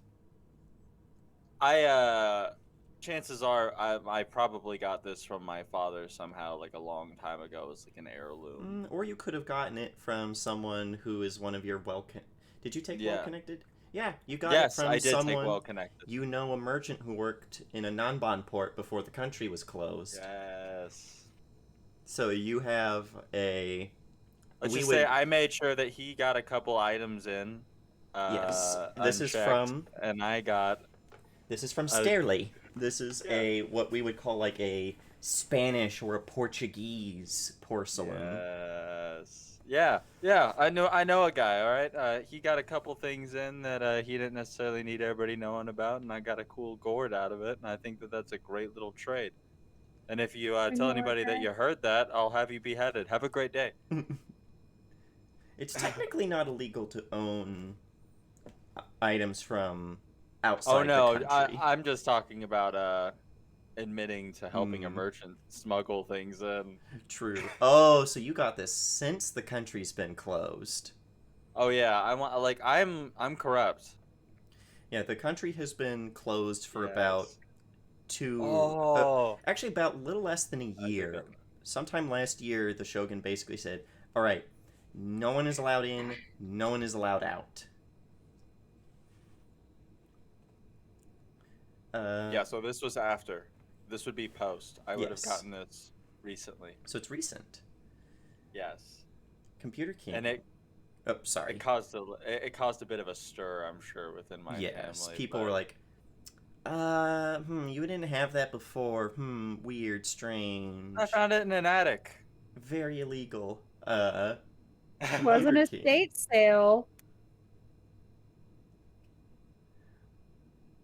Okay, my character.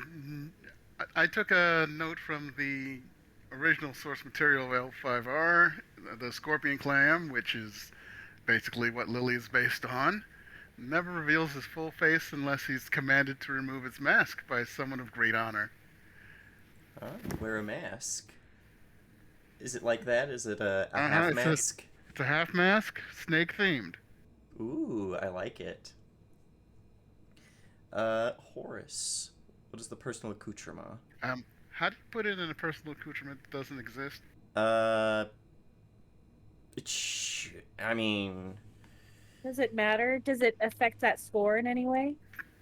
Not really. We'll just... I mean, it can just be an item. We'll just hand wave it.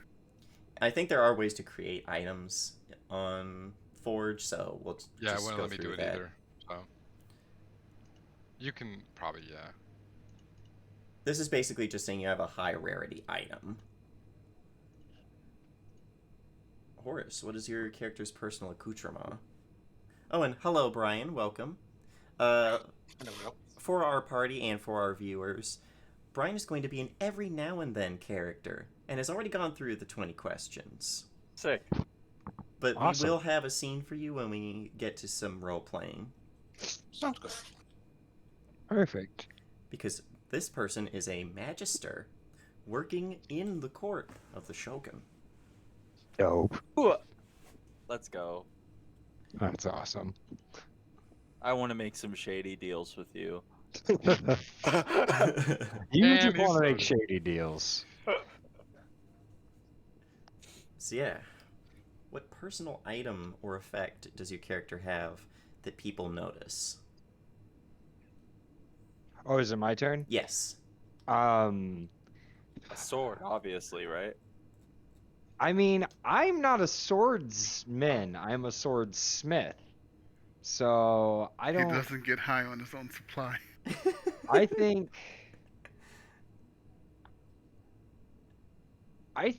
he has a smith's hammer that he carries with him, and I think it's very like the hammer portion. Obviously, like the striking portion is just your regular smith's hammer type striking tool, but I think the handle of it has been very intricately carved and beautifully beautifully carved. If you want me to make a suggestion. Perfect creation? Yeah, go ahead. It's made from elephant tusk. It's ivory. Yeah. Bet. Yeah, and it's something that I carved on my own after it's your first perfect creation. It is made from ivory from another country that's across the sea called Kanishbara. Probably something that my good brother helped me get into the country, whether legally or illegally. That does not matter to me, nor do I want to know. I just want it in my hands. So, however that happened is between you guys. I'm just glad it got in my hands. All right. Number 15. Love having a shady politician, brother. This works so well. Just like in real life. Nepotism. Oh no. It got real. Number 15. How does your character react to number 15? How does your character react to stressful situations? My character is a monk and does their absolute best to stay as calm as possible using the monk teaching. Mm-hmm. So, do you whisper the teachings to yourself? Are you very visibly trying to control your breathing? I think when I'm stressed, I try not to show any stress at all. So I don't you blank. Like, basically, yes. Like I focus on the situation and what needs to be done, and I hit that fight or flight moment. And it's like, okay, what are we doing, and how can we make the situation better as quickly as possible? So you become like hyper focused. Hyper vigilance. Yes, yes, that's exactly it. Perfect. Daniel, what about your character? Much like me in real life, we gotta put a little bit of ourselves in there. He tends to seize up and become silent, as if he's unsure of how to respond, and he's blanks, as you were saying. Yeah. Garza? I believe my man gets very passive aggressive And then if he is starting to show face and he's gonna go crazy, he'll probably start leaning towards actual like physical aggression, like hitting a wall or so really losing himself. When you unmask, you act out in a fit of rage. Yes. Cool. But as I'm leading up to an unmasking, I just get very passive aggressive. That is an actual thing in the rules where one of the ways you can unmask is a fit of rage. Yes, that's me. That's your man. I would like to rage. I would like to rage. Mighty blow. So, Computer King. Under stress, a childhood speech impediment. He's got a lisp that comes back into his speech. I mean, yeah, and when he really loses it, he just lashes out really rudely and verbally at somebody. That's also one of the unmaskings where it's basically speaking out of turn.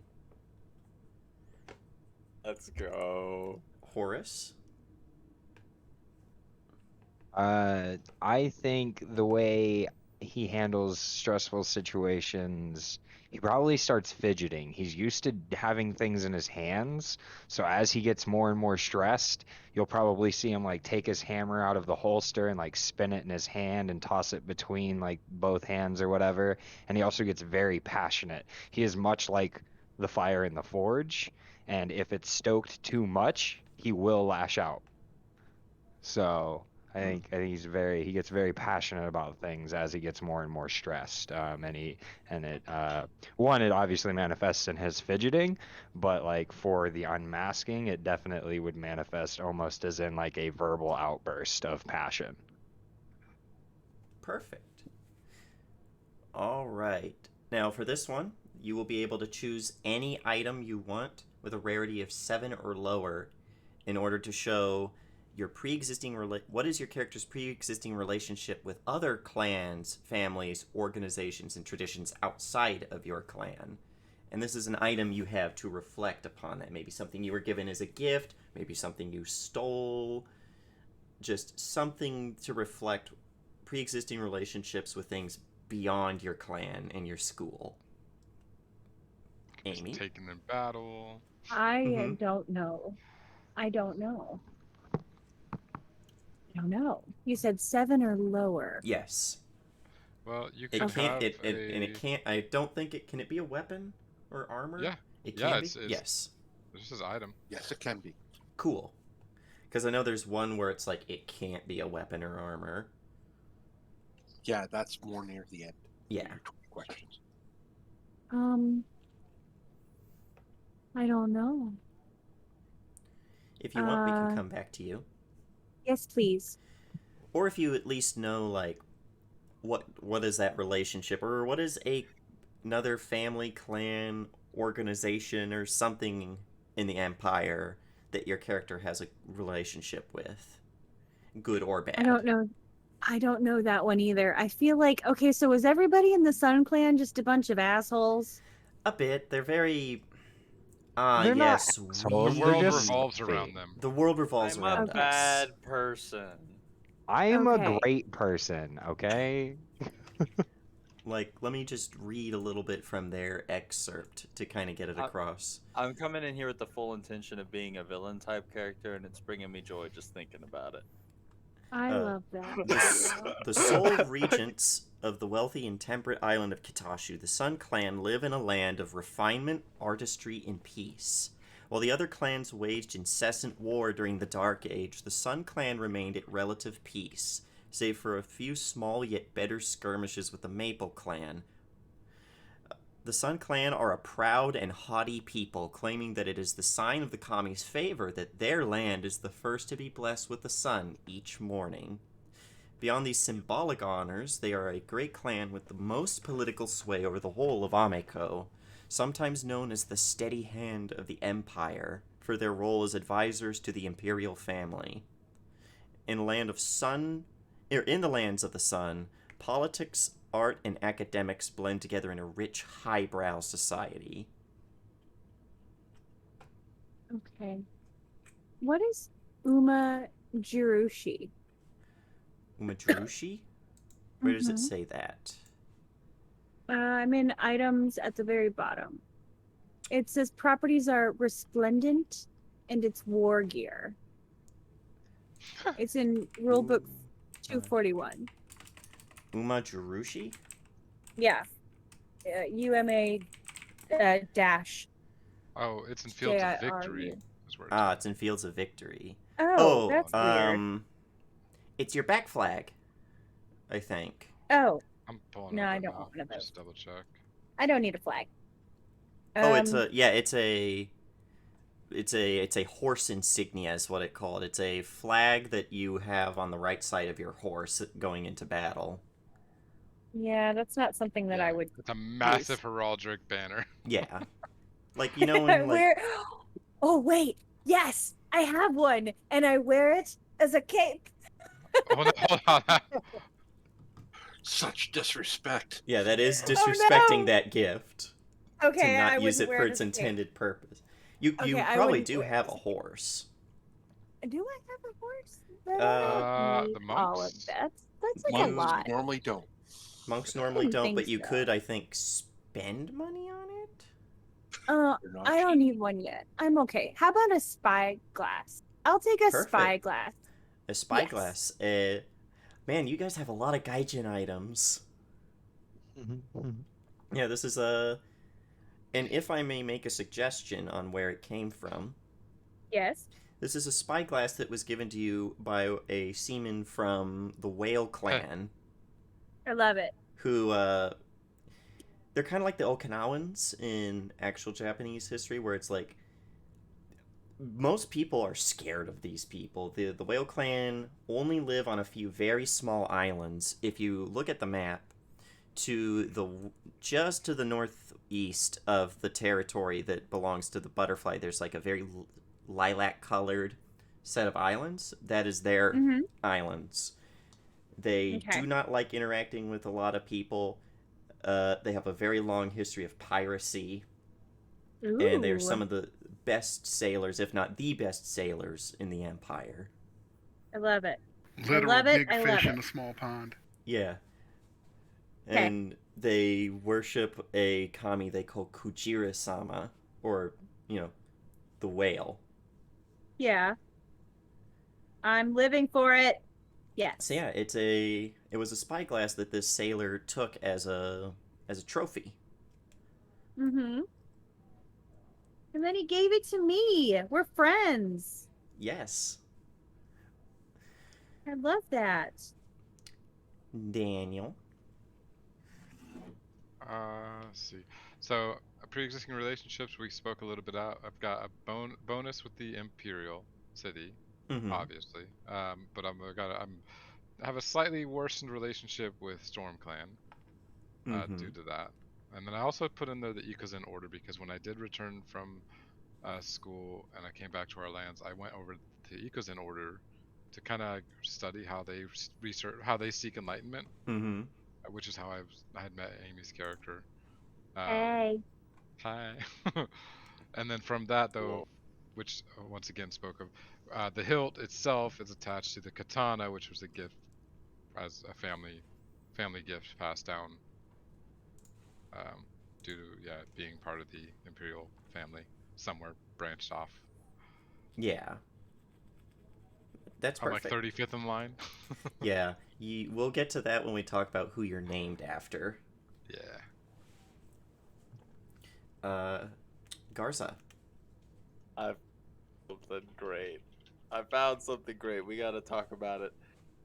I found a personal seal, which I'm thinking I could have swiped off of one of the desks while I was in the Maple Lands courthouse on a day-to-day basis.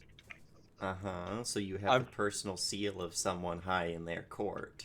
Of just someone in their court. It doesn't have to be high in their court. Just someone high enough to command respect and have a seal that is their personal seal. Yeah, just for like future blackmail or something, maybe. I don't know. Yeah, you have their chop. You stole chop from a member of the Maple Clan. Shit.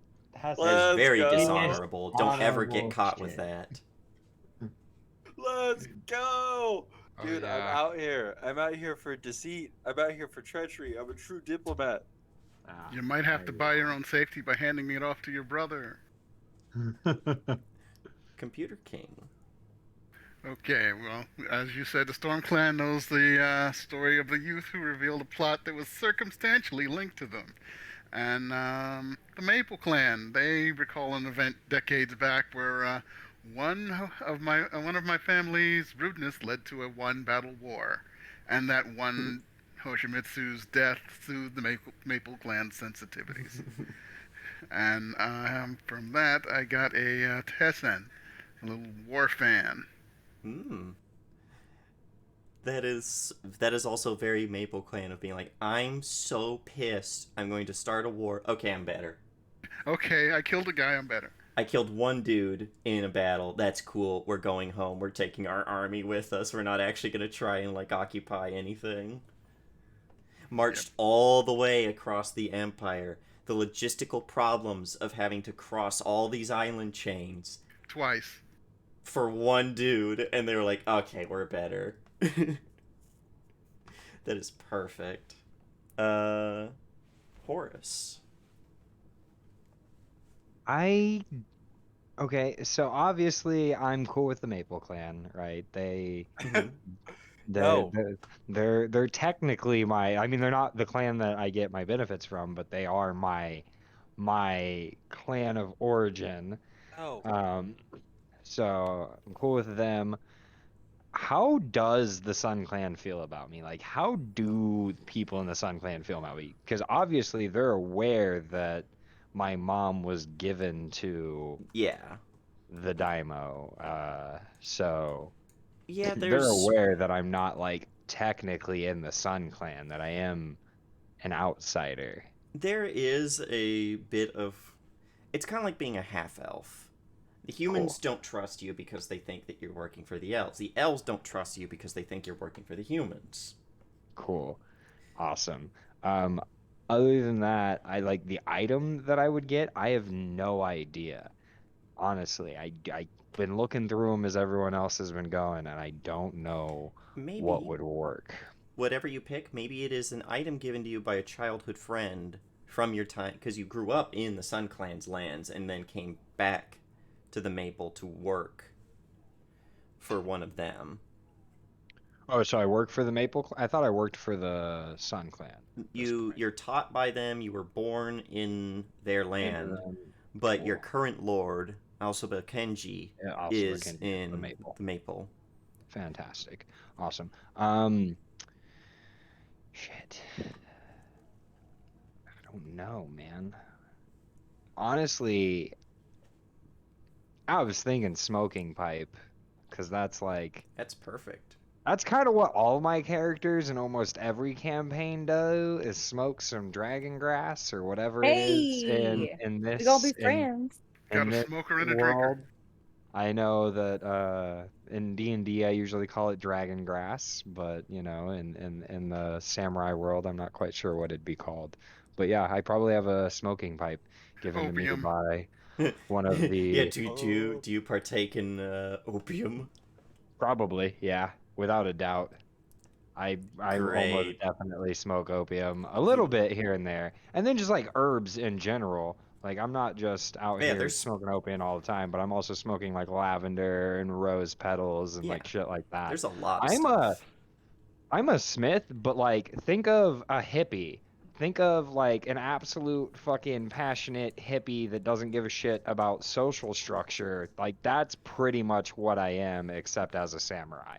Perfect. So yeah, definitely a smoking pipe, probably from like one of my friends. We all inhale smoke enough. Might as well inhale smoke that gets you high as smiths. You know what I mean? We're in a smoky forge constantly. They'll just toss some opium inside the forge.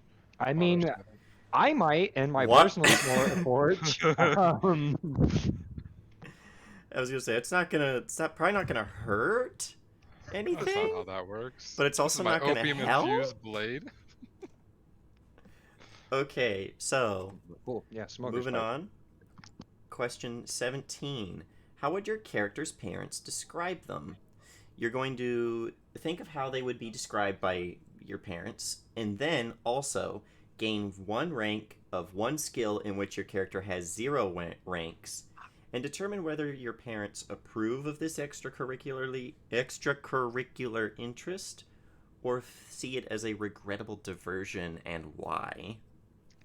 I wanted to take smithing skills again, and it No. won't let me. No I more. already have one. You got it already. Get goofed. Yeah, I need Amy. more. I'm not sure.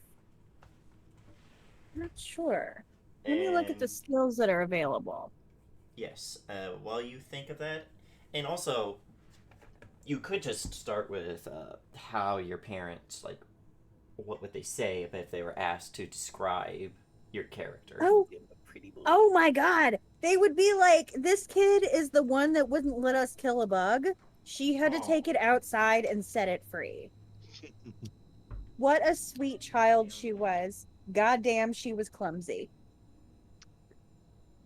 Yes. You were clumsy, but you were caring. All right. So, while I go use the facilities, we will move on to Daniel. And then me, right? And then Yes, me. Yes, we're using the same order we've been using this whole time. Alright. My family would describe me as the child who would always just like was outgoing, was kind to everyone, and whenever he'd fall, he'd hop right back up. And whenever someone else fell, he was the first one to go to their aid and be like, "Oh my God, are you okay?" And like try to like take care of them.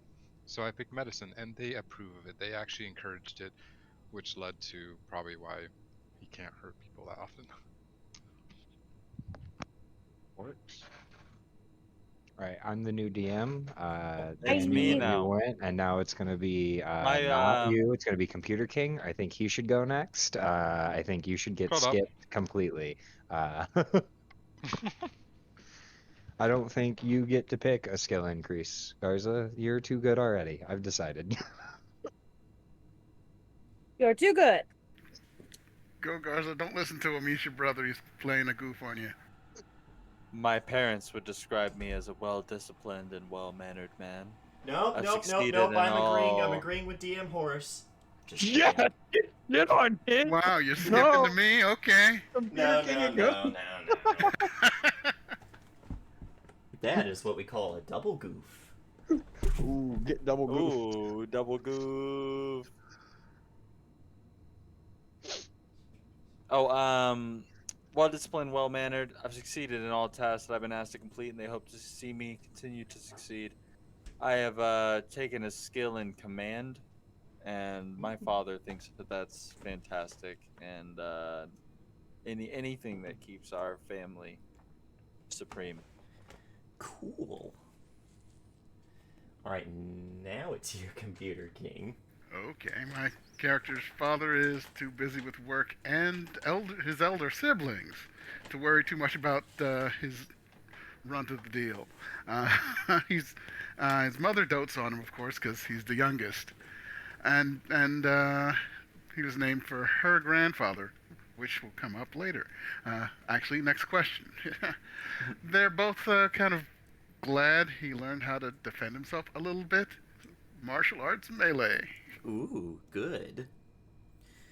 All right. Horace. Yes. So we haven't really talked about who my dad is. I assume he's probably just like a lesser nobleman. Yeah, within he's the Maple he's just clan, a probably. samurai from Cool. the Sun Clan. Sun clan, cool. And your father is why you were in the Sun Clan. Father was why I was in the Sun Clan. Mother was given to the Sun Clan by the Maple because just the politics. Political Because marriage. reason. Yeah. I think they would describe me as a very No,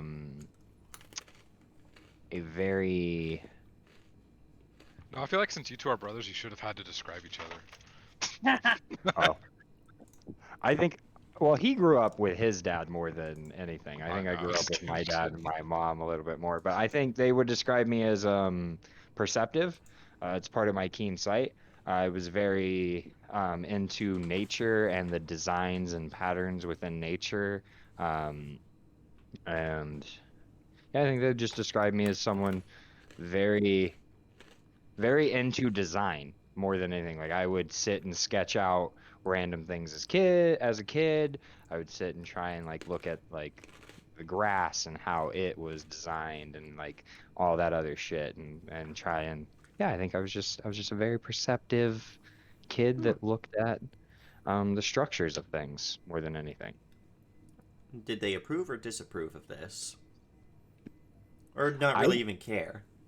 I think my dad being my dad is probably more of a, I mean, he's a Sun Clan, so he's probably more of a political guy, I would assume. And my mom was Yeah. obviously given over to by political marriage.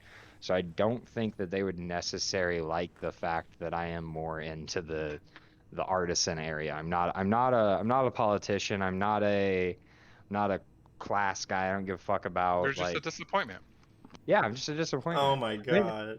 it's not necessarily that they like It's so hated that I sad. was into art and design, but I don't think that they necessarily loved it. I think they wanted me to be more into politics or more into trading or something to that effect, less into the actual beauty of things. Alright. Number 18. Who is your character named to honor? And for this, we're going to roll 2d10. And let me read exactly what it says. So there is a table. Consult those numbers on the next page to see 2 entries of 2 potentially famous relatives from the last few generations. And you will pick one of them. They will give you an increase or a decrease to one of your social stats, and then they'll have an other effect. Oh, sick. Which is usually an increase into a skill or an item. I'm going to say right now, though, we have one person with Imperial Heritage. That is enough. So we will be re-rolling 9s. So Wait, who's got Imperial? Oh, I guess Garza has Imperial. No. I Daniel. had rolled when I was working with him on my character. I had rolled then. Was I supposed to roll those separate? No, I can look at them. So Okay. a 7 and a 6. Ooh. Let me go to the book. So 7 is elevated for service. Damn it. Yeah. One of your ancestors was a Jizamurai or even a commoner who served with such distinction that their position was elevated to that of a great clan samurai by marriage or mandate of a daimyo. As a child, you learned the basics of the skills for which they won their esteem. Or 6. One of your ancestors claimed a bloody victory over a rival, smashing their forces with a cunning maneuver or seizing their domain after vanquishing them in battle. From this relative, or from their story, you learned well the importance of brute force. Yes. I like the first one better. Alright. So I will need one more d10 from you. Okay. And for that one, you will decrease your glory by 3, but increase your honor by 3. Okay. How do I do? So just decrease my glory by 3, increase my honor by 3. Yes. Okay. 4. And then where do I put in the D10 results? 1/2, 2/2. Just like for that, just like where it says 1d10 result, just put the 7. Okay. And then the second one, put the 4. Okay. And that 4 gives you a +1 to the skill labor. Neat. This member of your family was a common laborer before they were elevated. Okay. Cool. Yay. Daniel, will you explain yours? Yeah. Don't do a second roll. Oh, sorry, microwave. So I rolled, and I had like one number, and then I had 9. I picked 9, and all it gives me like a +10 to my status, which is pretty nice. But I don't get any skills or anything. It's just you get the blessed lineage advantage. Which is basically people of high enough station know that you are just important enough to not be easily dealt with without causing some sort of political kerfuffle. They're not going to straight up kill me if I do something wrong. If they are of a high enough status to know, they're like, just important enough. Kill the rest, take him hostage. Pretty much. Everyone else roll new character. No, just kidding. Garza, roll me those 2d10. Oh, this is easy light work. 7 and 10. Alright, so 7 is, again, the elevated for service. Okay. And 10 is unusual name origin. Your character was not named for an ancestor. Perhaps they were named for an outsider who did a great service to the clan.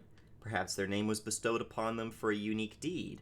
Or perhaps someone was trying to send a specific message in the selection of their name.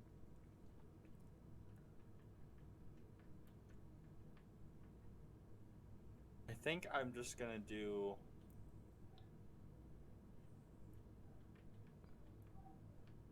You all end up being commoners race time. Yeah, it's like... You want to go with the elevated for service? I think, yeah. Alright. Well, decrease your glory by 3, and increase your honor by 3, and then roll me one more d10. Okay. 9. 9. Survival. Gain a +1 survival. They were a outdoorsman of some kind.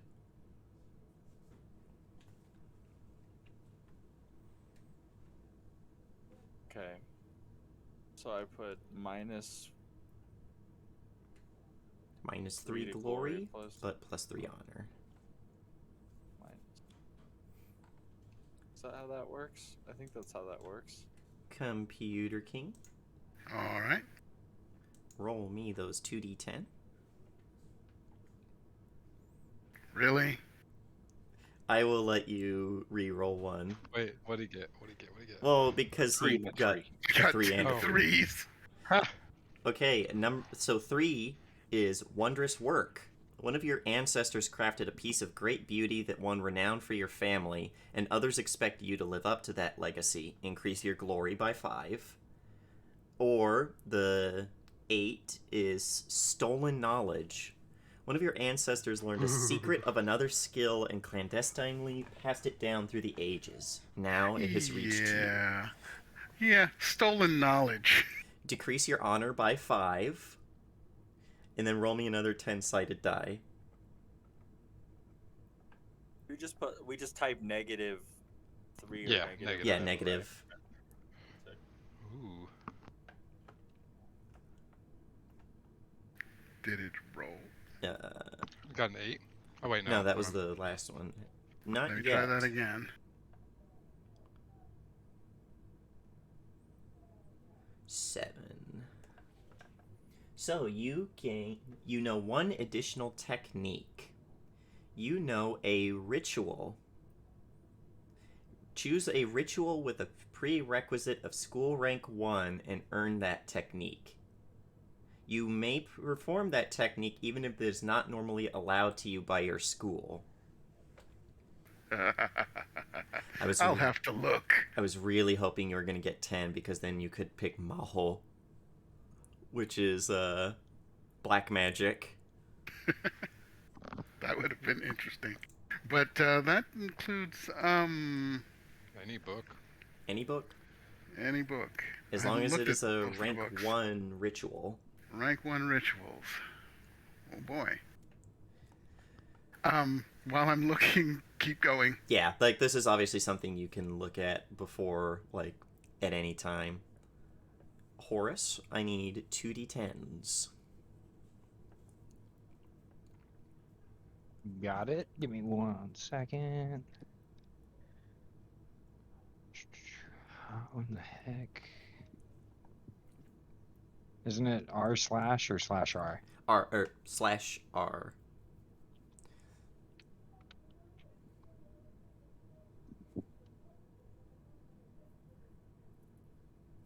I can't get it to roll for some reason. Or maybe it is ours. If you're still doing the 20 questions thing, yeah, there is the an D10 that you option. can click Slash on. R space. /R space. Well, I'll just click this. 6. And then you said 2d10. Roll it again. We have another double. It's a 9. Yeah, I get to roll that again though too, because didn't you say no 9s? Yeah, I'm sorry. Fuck yeah, I'm the greatest. I get to roll so many times because I'm so just many the dice. best. 3, perfect. 3. Okay, so 6 is Ruthless Victor. It's your ancestors run a bloody victory over a rival. 3 is Wondrous Work, which is they crafted a piece of great beauty that won renown for the family, and others expect you to live up to that legacy. And I get to pick, right? Yes. Between the two, 3 for sure, without a doubt. Roll me another d10. Another d10. Get a 10. Get a 10. You get smithing. Oh. 5. Can I roll that again? It's a 10 on my screen. I've just No, I'm sorry. You get a +1 to composition. You're related to a great poet or a great author. Okay. So you're just naturally good at writing. If that's fair, I guess. Damn it, I Alright. wanted a 9 or a 10. Yeah, I'm sorry. That would have been great. It's so good. Number 19 is one that we might end up skipping because you guys might not know right away. What is your character's personal name? Yuri! Say again? Yuri! Yuri? Y-U-R-I! Yuri! Yuri. That's funny. That's funny to me. Daniel? Just love how you just hear her yell. Is it just like the full name, or your name that's like your personal name, like your first name. Not your family name. Right, I'm trying to remember the order of how that, because the name I picked out totally was Adachi Masahira, but I don't know which one would be. So it would be Masahira. Okay, Masahira. Because in this it's last name first. Yeah. Just in time to come back. Garza, what is your character's personal name? Oh, that's what's a great name? Yuri! I'm just kidding. Should Okay. we come back to you? So my last name is Yawari for sure. Yawari. Right? Yawari, okay. Yowie. You are No, stupid. We've already got a Yuri. We don't need a Yowie on top of it. I think that we should I think his name should be Scar. No. That's No. a gaijin. Yeah, that would be. I would be like, all right, re-roll everything else. You're a gaijin now. Okay. Now, if you Kidding. refer to the link I sent you, there probably is a name that refers to Scar. All right. I'm gonna click on that link that he sent me. Go. All right. Is it the Ninori? Is that what we're looking for right now? A Where's this formal link? adult name or the Zokayama There or it is. Genpaku? Your formal adult name. So like, this is the name that you would have picked for yourself at your Genpuku. Okay, so like halfway or almost to the bottom of that page. You can just look at any name, so. Yeah, or really anything. Yeah, of course. But at the list of like long names around there, there is see a full chart with kanji. You can click that. Yeah, it if you doesn't have a description as to what they are. I can't remember how I learned mine. I think I had to just look it up. All right. Computer King, what is your character's personal name? Nagashita. Nagashita. Yep. All right. Rough translation, Naga's tongue. Ooh. Found it. I found my name. It works because I gave his great grandfather the name Nagashi. So it's a derivation of that. Perfect. What did you find? Oh, Kochiki. Kochiki. Yes. Perfect. Kochiki. Iwara Kochiki. Horace, what is your character's personal name?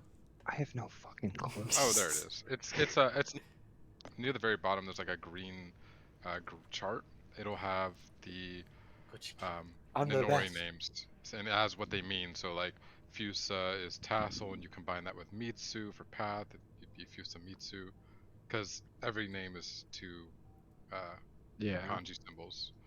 So like Tamamitsu, Tamamochi, whatever. You just combine two. So like, let's see, if you wanted to pick something that's more kind of to you want to be a perfectionist, and your one of your ancestors did perfection. Is there one for that? I don't know. Also, he's a smith. Yeah. Obviously, it doesn't have every single thing, but No. you could do Aki for bright, and then it's and they, even though it says bright, it can have numerous ways you want to say it, or Teru for Oh shiny. my god. There's all sorts of things. How should Prosper my character now die? is Prosper, NAO. Prosper is a great one. Yeah, that is true. Fuck, man. No, I can't accept that one. Are you sure? He I can't thought be it was called Fuck really Man. good. I thought it was really good. It's almost like One Punch Man, you know what I mean? Shige Like, is the luxuriant. I think, fuck me. Shikanari would be luxuriant vocation. Shikanari? Or now Nari would be prosper vocation. Wait, you said Shika means what? Shige is luxuriant or layered. Ah, Ooh, layered. That could be a reference to bladesmithing. yeah. I think I'm going to be... No fucking clue still. Good. Get it Nofa together. clue. I'm I don't think Nova clue is. really good at naming things. That's like, If you want, we can disgusted. come back to it later. yeah. Come back to me because I'm very bad at naming things. All right. The last question. And this one doesn't have any mechanical impact. It's just something for you to think of about your character, and it's something that I can keep in mind. How should your character die? I'm going to be sitting on a mountain meditating. It's going to be amazing. I'm going to be super old. So, And then I'm Ave. just going to That's keel not over. how that works, Amy. Okay, Luke Skywalker. Yes. Yeah. Daniel. That's what I got to do. Just kidding. I don't know. That was honestly all I was thinking. If I go another way, it'll be fun. Right? You die of a heart attack after a night of passion. Yes. Yes. That's acceptable. But I want to be old. Well, yeah, that's why you had the heart Night attack. of old passion. I want to have an old lady passion. Yeah. Beautiful. All right. Daniel. How should your I character forgot to put die? something in this box. I'm really conflicted, but honestly, the easiest route would be that the illness finally takes me. You finally die of the old. Either that or like executed for trying to do what's right, kind of thing. It's all a little vague, but Yeah. I can't. It's a hard thing to come up with. Garza. How should your character die? Ideally, I would like to be assassinated so someone can take the throne that I have. Yes. You want to claw your way up, maybe even assassinate people to get all the way to the top, and then get smoked by someone with like a science fair volcano or something. One day after I get like a good like 7-8 years, you're free. Feel free to come assassinate me and take my throne. All right, Computer King. Wow. Me and Garza's characters have so much in common. Poisoned in court with the notes on all the secrets he's collected on people to right in his hands. So he revealed to everyone. He wants his death to be a big fuck up for everybody. It's like they line the inside of your shirt. Yeah, your kimono is lined with all of the secrets. Yeah. That's good. Horace, how should your character die? Man, I think he doesn't. He becomes the next Immortal Shogun. No, I think he would want to be murdered by one of his own blades. I think he would want Buy my to, sword and stab me. I think he By would. the sword, die by the sword. I think he would want to be murdered by his greatest blade, and I don't think he would give his greatest blade to anyone outside of the one of the best swordsmen or something to that effect in the land. I think once he completes building his greatest blade, he's gonna give it to the person to kill him with. Like that's his goal. His Yeah, goal it's is kind of like Damn. live by the craft, die by the craft. Literally. exactly, exactly. Because in his mind, once he's created his greatest, he There's can't no go. There's no point. There's nothing better than his greatest, so there's no point in him living And maybe anymore. He's that's what your completed ancestor his did path. too. And so yeah, I think he would want to die by the blade that he created. Perfect. And with that, we have finished 20 questions. Oh, and I picked my name. Ah, For those wondering, I am Akimasa. Akimasa. And I picked my ritual, Yes. divination. Oh, that's perfect. Bright For a and elegant. spy. Nice. All right. Yeah, there's a That lot is from Masa. perfect. Or bright and prosperous. Yep, exactly. There's a lot for Masa. Well, you got to pick the kanji, but I mean, obviously that's not going to be important in the game. So, I haven't been entirely honest with you. This is Pathfinder. Oh shit. So we've got about 30 minutes left, I'd say, for what will normally run for this game. So we have a few opportunities, and I do have some stuff I want to get you guys starting towards. And because he's been here so quiet and so dutiful the whole time, we're actually going to start with Brian. Yes. And Brian, we are going to start with you in the Imperial Palace. You have been spending a lot of time as training to be a magistrate. You spend a lot of time in the Imperial capital, right at the what's it called? The delta of the River Hiei. Here on the map, it's this little white spot here. Right at the mouth of the River Hiei is the Imperial capital, the throne of the Empire. And you have been called out. Well, not even called out. You have been called to court by the Shogun's champion. Basically, a missive was delivered to you by a servant wherever you're staying in the city that says to meet before dawn.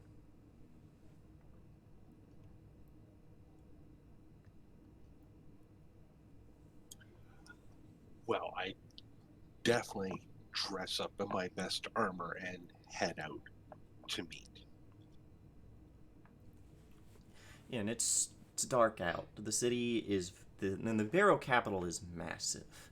It is far and away the largest city in the Empire. And as you're walking, you're slowly going up several tiers towards the capital. There are two artificial hills that make up the capital, and at the top of one sits the Imperial War College, at the other sits the Imperial Palace, both of them made to be fortresses, mountain fortresses, on top of these artificial hills. And it's a very, very pretty view down into the ocean, looking out across the west. But you ascend the lines. There are Imperial guards who are bowing their heads to you. They know to expect you. And you're led by a courtier once you come into the palace. A woman in fine robes who dips her head to you and is like, "Right this way. The mistress has been expecting you." And you are taken to an open courtyard. It's a place for meditation. There are trees. There's a sandbar where every day someone makes what are they called? The rings that then get. Yeah, I know what you're talking. I can't remember the word, but and the champion, whose name you would know is Sashahira A. I will type that out. Sashahira A is there, and she is a tall woman. Not of a particular build, but her build is accentuated. She is in full armor. Black, violet, with a silvery trim, as is befitting for the Imperial Army. She has raven hair that is cropped just short of being chin length, and now is pulled back into a bun. She wears a red Tengu mask on the side of her head. Like, obviously can't put it over her face, so it just kind of rests to one side. She has her kabuto on her. She's holding it. And when you walk in, she turns, kind of gives you a very curt military nod. It's like, perfect. You're here early.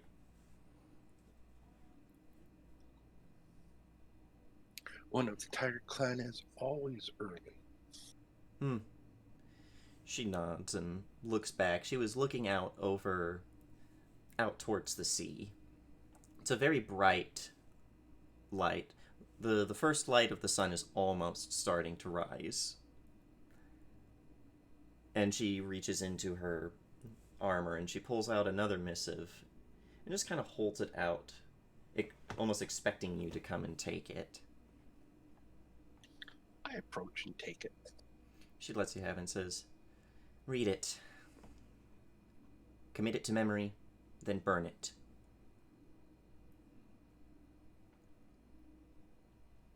Start reading it. You open it up, and this is sealed with both the Shogun and the Emperor's personal seals. And it says, "For words and acts of treachery, the Grass Clan has been ordered to be destroyed. All loyal members of the Empire are to cause them harm wherever they can, and to offer no shelter to anyone who claims their lineage." And you would know that the Grass Clan is one of the minor clans in the north of the island of Nyoshu, which you're on. They are not exactly a powerful clan. They have some allies in the Maple Clan, but they've always been a problem of speaking improprietarily. They don't show the respect that the Shogun deserves, saying that the Shogun is a tyrant. And it seems that he's finally had enough. And A looks over, and once she notices that you're done reading, she takes a deep breath and says, "This is a test of your loyalty, as much as it is any troop that I send out there. You are to head a company of soldiers. Go to their capital. No survivors." Understood. Pick your soldiers well, and head out as soon as you are able. I am doing everything I can to keep news from spreading, but there are always people in court with too much to say. Surprise will be on your side. Yeah, that comment about court, too much to say, she just stays very silent on that. And that knowing does all too well that's true. The silence itself almost gives her like a small smile. And then she walks over to one of the walls and picks up I think they're called Hashimoto's back banners. Mm-hmm. And hands it to you and is like, "This is my personal banner. So as long as you are wearing this, you are acting in my stead as the Emperor and the Shogun's champion. Wear it well and bring honor to it. When you are done, return to me." As you wish. And she waves for you to go.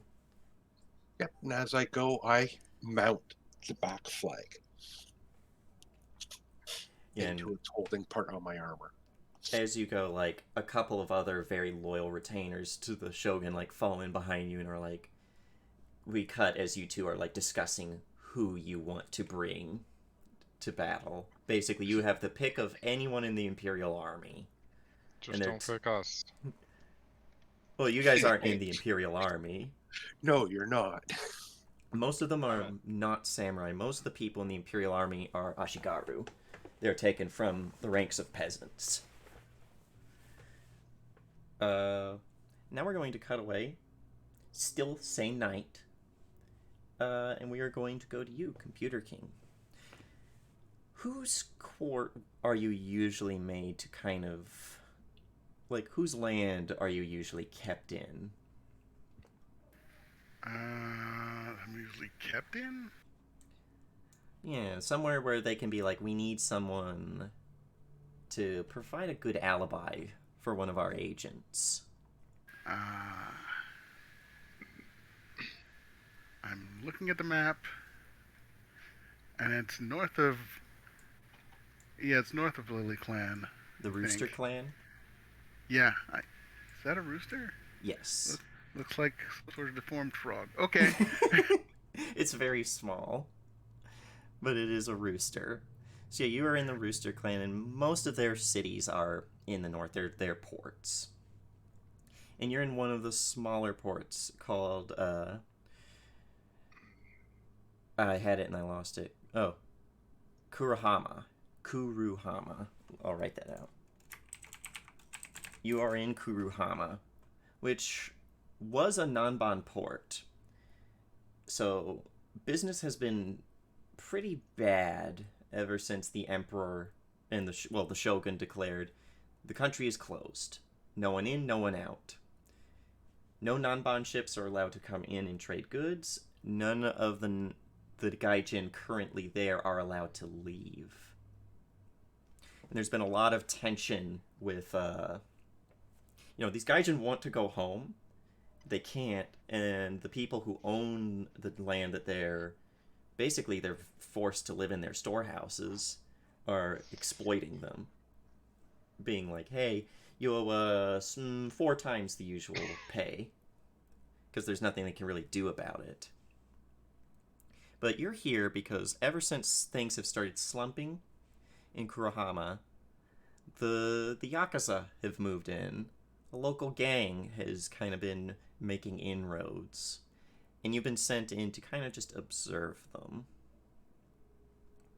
And you're at one of the night markets. It's a long road. It's the central road of Kurohama. And there are a bunch of people who are out. They've set up their little shops and they're mostly peddling food, but some people are selling trinkets and other things.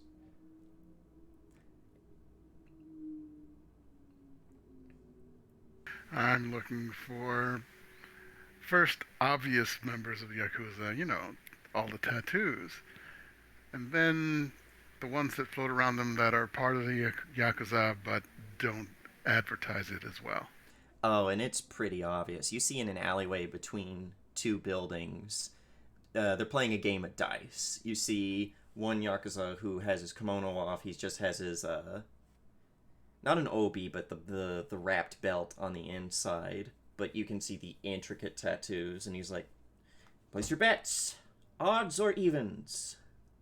And all sorts of people from every walk of life are putting down coins and calling out odds or evens or things like that, and waiting for another Yakuza member to... He puts a couple dice in a little cup, shakes it, and then holds it out to the other one, who then puts it down.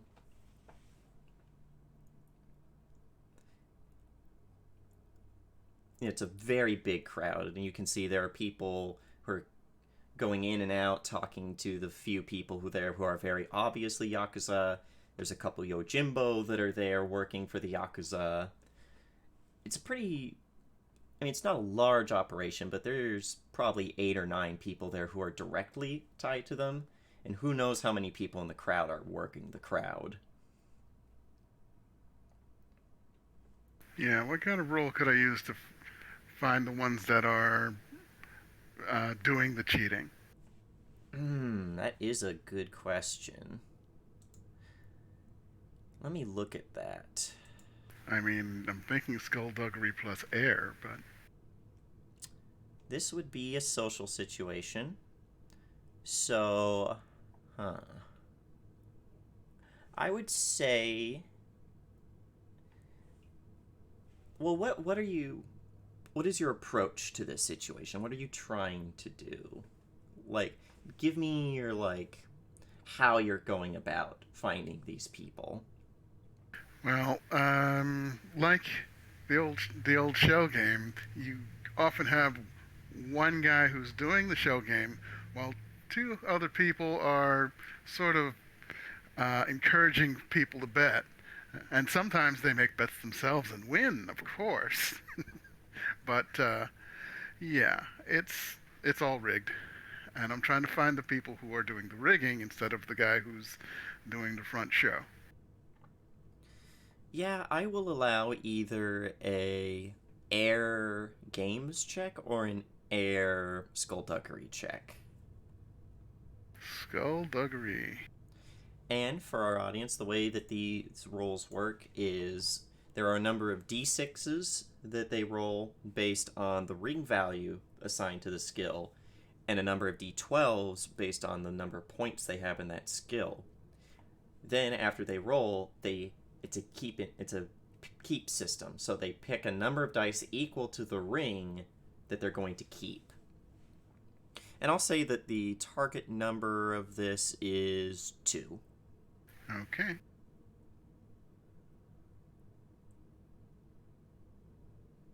Perfect. I will take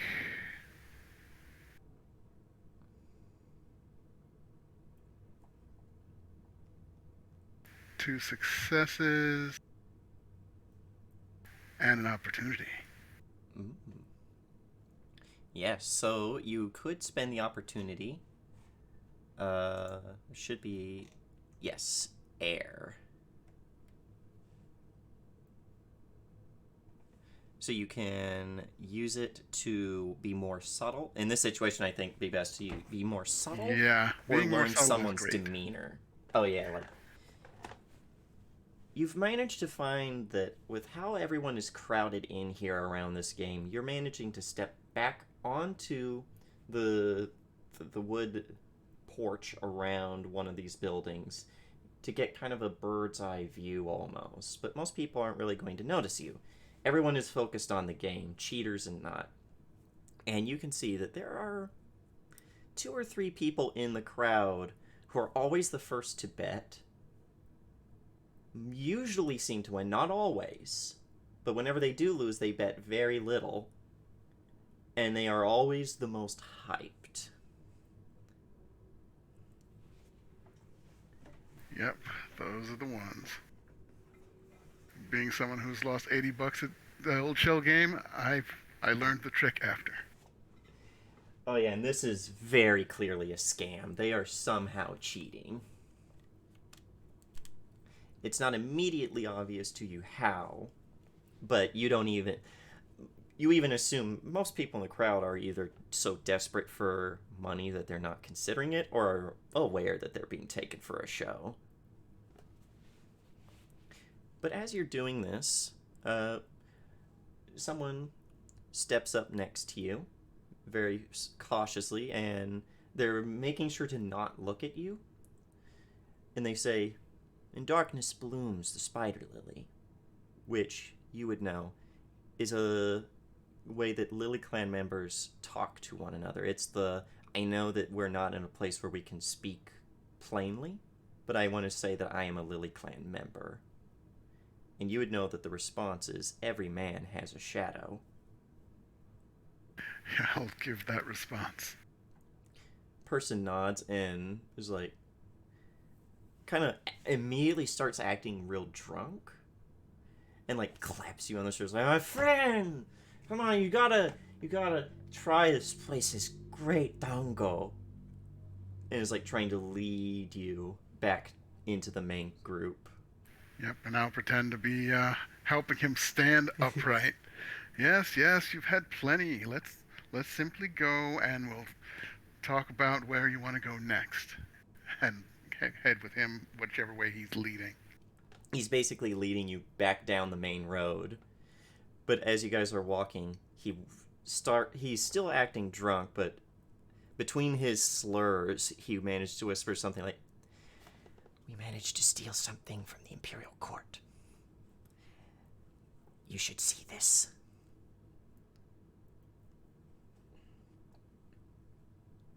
Now play at placating him because he's drunk and like, where shall we go? He's like, he points to like an inn. He's like, "In here. We own this place. It's safe." Definitely gonna go with him there. And you help him. You open the shoji to this. It's a very compact, small inn. And there's an older woman there who like, "Oh, welcome." And like just seeing you two is like gets in, shuts the door, and it's like, "The back room's open." Yep, we'll head to the back room. Oh yeah, and he immediately drops the drunk act. And it's just like, he gets there and he pulls out this is like a very tattered bit of scroll with just really scratchy dispatch on it, and puts it on the table and is like, "If I hadn't seen the real missive myself, I wouldn't believe this." Okay, what does it say? It is the exact same thing that Brian's character got. In order to eliminate an entire clan. It's not even just that that's disturbing. Everyone we have in that courtroom, everyone we have sneaking around the palace, no one knew that this was a thing. Which makes us assume that the Shogun is acting unilaterally on this.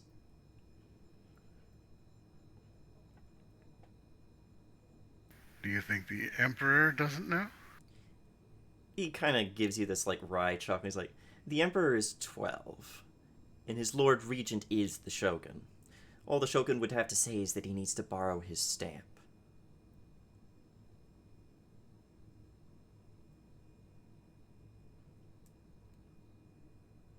Do we have any people we will need to get out of Grass Clan's area? We can't risk that. If they start seeing a lot of people leaving, well, their cover will be blown already. No, the daimyo believes that it is an unfortunate part of the business that everyone in that land is going to have to be written off for now. If they escape, they'll know what to do. No, I'm coming here because we need someone to go to the Imperial capital. Someone who's not known there. That sounds like something I can do. And your skill set is perfect for it. Anything goes wrong, you can always be someone else, can't you? I can be very discreet. Good. Make your preparations and we will see to travel arrangements. We'll get you a horse, we'll get you packs. We'll make best possible speed there. You should have no interference.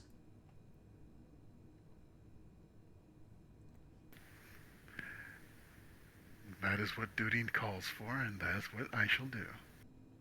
Good man. Now, you're free for the rest of the night if you want to go break up that game, says as he stands up and readjusts his obi. Not sure if I want to interfere or ruin it. It was just an idle thing I was watching. He gives you a knowing nod and slips out of the room without saying another word. Leaves you to the night.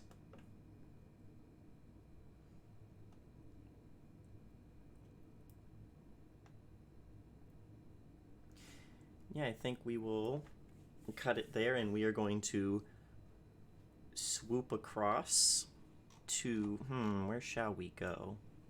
We're going to go to the Butterfly Lands. And real quickly, let me make sure I'm getting names right. Masahira. Yeah. It is morning, bright and early, and you're at the Ikuzen Temple, and it is you're out in one of the training yards. It's very wide open. In one section, they are having people practice one strike over and over and over. In another, monks are sitting in meditation. A guy walking by, every now and then he pulls a little bamboo switch and whaps one on the back of the head to see how they react, just to see if they can keep their composure. And in another, they're sitting around a table arguing about a koan that was given to them. But you see two faces that you recognize pretty immediately up further near the bell for the whole place, and that is Yuri and Abat Michi.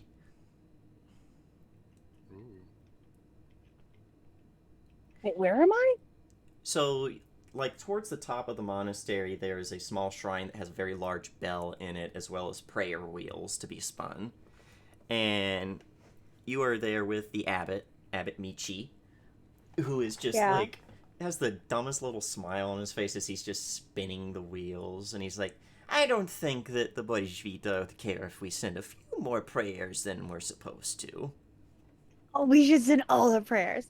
All of them. Every single one of them. Yes. And he is a older man, hunched with age. He doesn't look great, but also he's very spry in how he moves, even with the kind of hunching over with just the weight of time. And he smiles at you. He's got like one very crooked tooth in his face.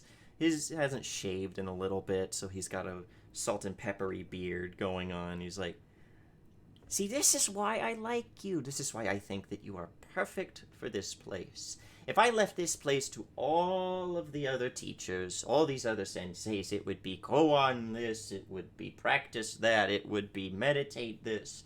And they would forget that to search for enlightenment is to also live.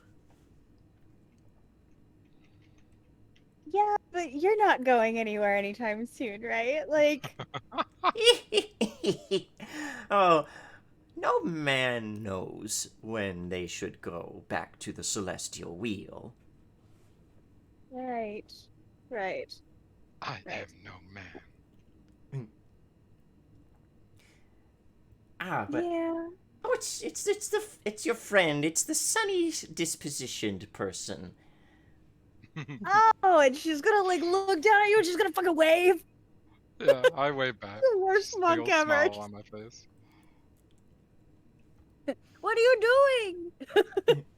What is your vigilance, Masahira? Vigilance. Basically, it's like your passive perception. Yeah, it is T. It is what? 2. 2? I went T. Yep. Something I don't shifts. know if that's low or high. It's not great, not bad. But something... It's average. Something shifts in the scaffolding inside the shrine. Like a shadow starts to slowly creep. And unfortunately for Yuri, you're facing the other way and weren't thinking to look up into the scaffolding. No. Or the rafters. I'm just waving and excited. Like, hey! You want to eat dinner later? Is this something of a more spiritual shifting? No, this is the shadow of someone moving in the rafters. Like they had been so still, hunched down, that you could not see them until they started to creep. Ooh. Okay. Yeah, I'll approach the two. They're inside the temple? Yeah, they're in the shrine. Yeah, or actually, let's see if I'm outside.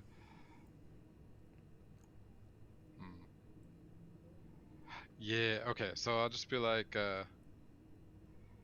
Yes, I am enjoying the sunshine. It is a glorious day. Perhaps you should come and join me out here. The shadows are not one for happy times. Or the What's shadows wrong? of a temple. He'll just like But kind of like. but the He'll, temple is the safest place ever. We're all very happy to be here all the time, right, Abbott? You see the figure had been like on all fours, like clambering across the rafters.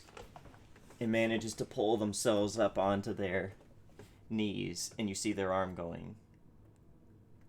Going. Hold on. Like, slowly towards their left hip. I'll, I guess, make a dash into the building towards the abbot. Just like a sudden just shift as I'm like trying to get them outside, and someone's like, "No, it's nice in here." And I'll make I a don't dash know. to the abbot. And in this case, since it's to protect we're- someone important, We're a I will very say what you pull. mean type of people. I'll put my hand over my shoulder to my royal katana and just be like, "You are in danger, abbot." I And then point don't up towards the shadows.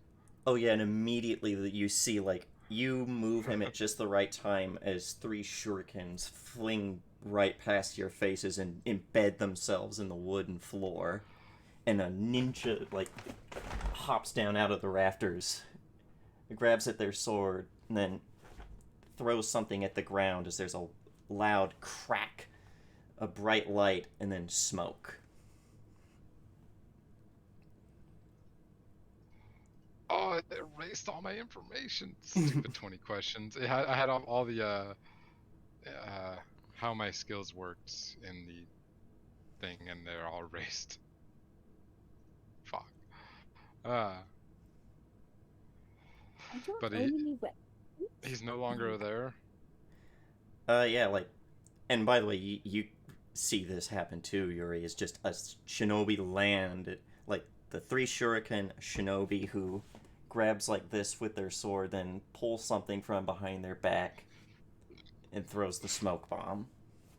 Yeah, I'm like standing in front of the abbot with katana drawn, one arm. Yeah, one arm out in front of the abbot. I would have definitely slid like even between you and the abbot, like I'm here and then you're here and the abbot's back here. Like, nope.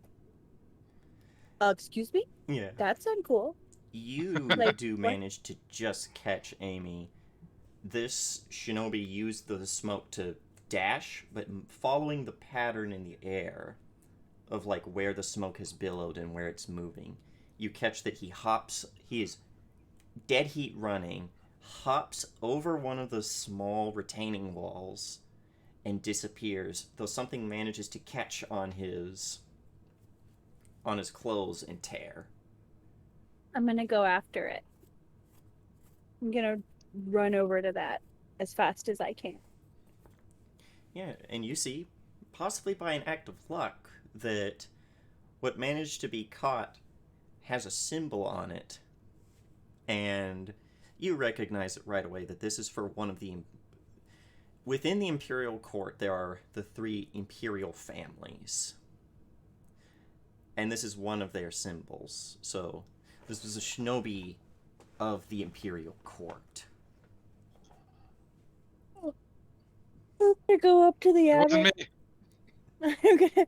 I'm gonna go up to the abbot and I'm gonna hand it to him and go, have you upset someone recently?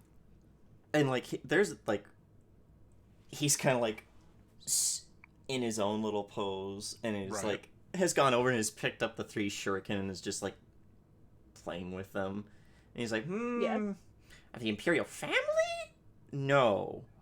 Recently in general? Maybe. No, I've never done anything that I can think of that would piss off someone in the courts. At least not in this life. I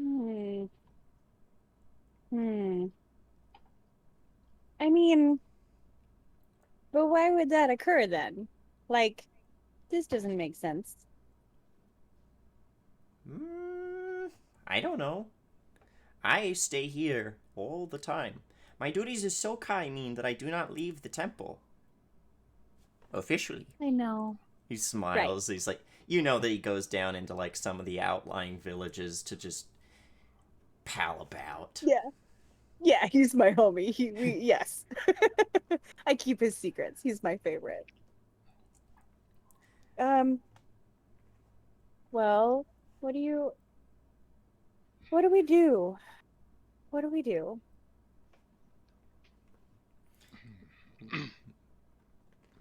I can risk writing to see if someone may know. So, an idea. You're one of Sarunami's little buddies, right? Sarunami is my lord, yes. Sarunami's brother, I believe. His daughter is at the Imperial War College. If you could convince that you need to speak to her, then that is an excuse to go to the Imperial capital. One that would easily get you past anyone from here to there. And then while you're there, you could see if anyone wants to kill me for some reason. It's a win-win. And you will remain vigilant until then. Yes. Of course. I'm always vigilant. Abbott, I am towards the shadows. Yeah. Abbott, maybe you should not go to the... Maybe you should be more vigilant to stay at the monastery. He gets like a childish pout, but then goes, but if they were looking for me, they would look here first. But there are so many people here that can protect you. When you're right, you're right. I'll think about it. I hope you do. Very strongly. Please stay home. He does like gently put a hand on your shoulder. Old, wrinkly, liver-spotted hand. And is like, trust me, Yuri. If I know that I am in danger, but whether I live or die doesn't really matter in the end. So I'm going to live as if I'm already dead. And by that I mean I'm going to do what I want. Oh, Abbott. All right. Listen, I really don't want you to die. I love our conversations. We get to ring the bell. We get to go and like work out together. Also, you still run the joint. It's very important that you stay alive. Please stay alive. I like you so much. And I would be devastated if something were to happen. The two of you should get really fast horses then. Okay. At once. Your whatever a proper term would be to call him. Sokai. That one's Sokai. And he just waves you two off and then goes back to juggling shurikens. Oh no. Tell me your name again, Sassy. Masahiro. Masahiro? Yeah. So I'm gonna look over you and be like, Masahiro, he's not going to last. We have to figure something out. We should head to Sarunami at once. Yeah. I need to pick up some stuff. By the way, unrelated, but also kind of related. I don't own any weapons. Like, where would I find a weapon? Fists are a weapon. And you have a bow. Okay. Your school does come with a starting outfit, and part of what you get is a bow. Oh, you know, is it a bow or bow staff?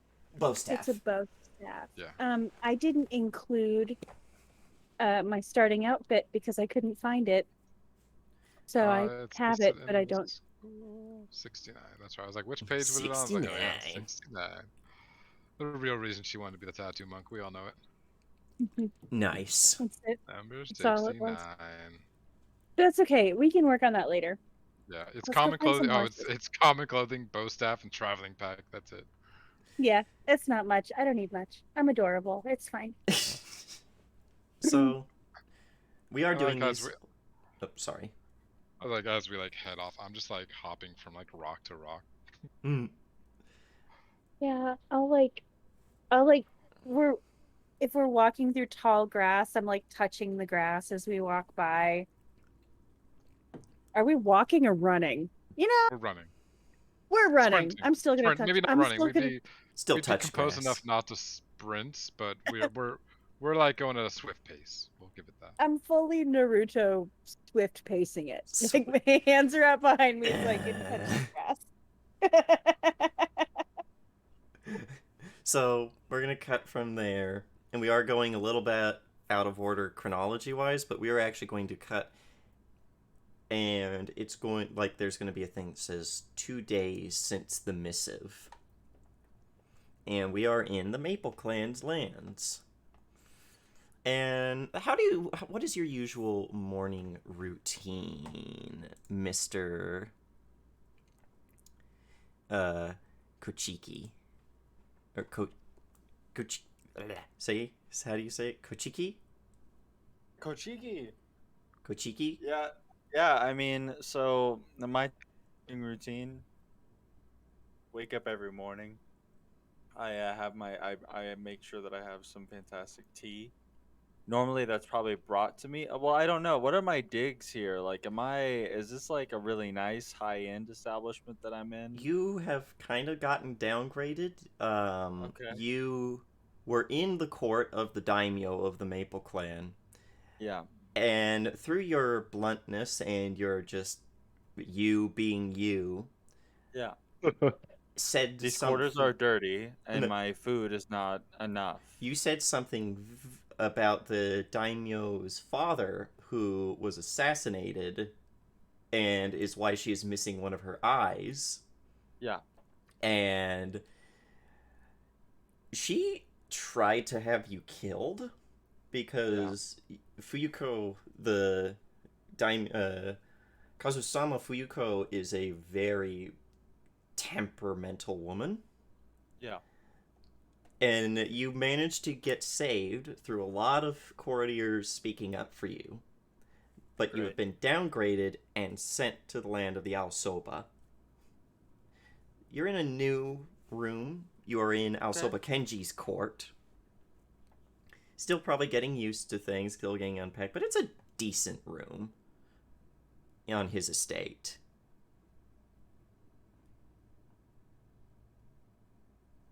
Okay. Well then, yeah, I'll wake up. I'll have myself my tea.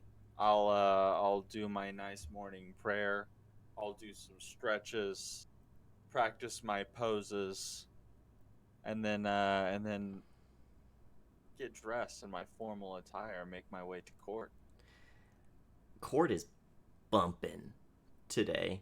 And as you're getting, like, people look a little pale-faced and are moving very quickly to and from. And there's less of the idle chit-chatter or, like, the very snide comments that courtiers make back and forth between each other. Mm.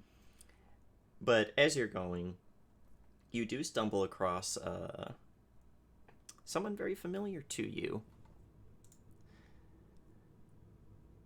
And then I completely blank. Akimasa. Are you talking about Akimasa? Yeah, Akimasa. You have been called in to the court because you are part of the court technically. Unfortunately. Because the Aosoba very much respect your abilities and basically got woken up this morning by a runner who was like, yo, some fucked shit's going on. You need to go to the court now. Honestly, I probably would have been on my way to Garza's room because I don't deal with court shit. So when someone's like, hey, there's some court shit going on, my first thought is like, I don't give a fuck. Where's the dude who does this shit? Let's go find my brother. Yeah, what are your thoughts about your half-brother being in town because he said something very, very mean about the daimyo and Shu almost had him killed? I mean... I just said that she wasn't the prettiest in the land because of the missing eye thing, but everything else was great. Yeah, you Like, said something like that, like in the middle of dinner. She like did the whole like stand up and the little table thing. so I am not Score. like super happy about it. I know that my brother has aspirations and that every time he fucks himself in court that he goes further away from those aspirations, and I definitely support my brother. I don't know all of his goals, obviously, but I do know that he is wanting to be some type of political crazy nonsense, and I don't give a shit, but he helps me, so I help him when possible. And seeing him here, I mean, I know he fucked up, so I'm not super happy to see him on that aspect, just like on a come on, dude, you know better type thing. But I am happy. I mean, it's my brother. I haven't seen him in a long time. We don't hate each other. I wouldn't say we're the bestest of friends, but I'm definitely excited to have someone here who can do the court nonsense for me, and I can sit back and fucking make blades. That's what I want him for. So I'm like kind of happy because I don't have to deal with this shit. I can just send his ass. Yeah, and you two like almost run into each other in the hallway. Oh, fuck. Hello, brother. Ah, Wonderful morning in the yo. courtroom. It's a morning in the courtroom, is what it It's is. it's electric. Yeah, it seems to be your playing ground here today. I was awoken by a runner, told that something major is going on. So, of course, it's the court. So I was coming to you because Wait, something major? that's what I was Shut told. I up. was, And I'm like, I don't care about him anymore. I need to find out exactly what's going on. What is this major news?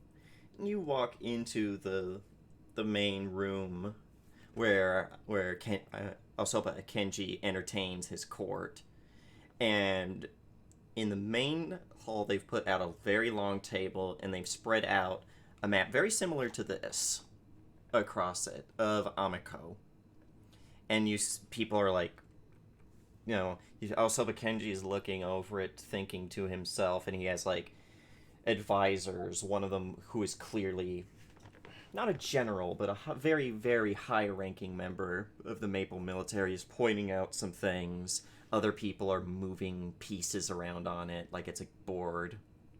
It's a war council. Okay. And then, like, another courtier is just like, my lord, I would advise caution before we do anything else. We don't know why this happened, and we are also the closest to this. I'm going to get in. Do I see any other Sun courtiers in the room, or do I seem to be the only one?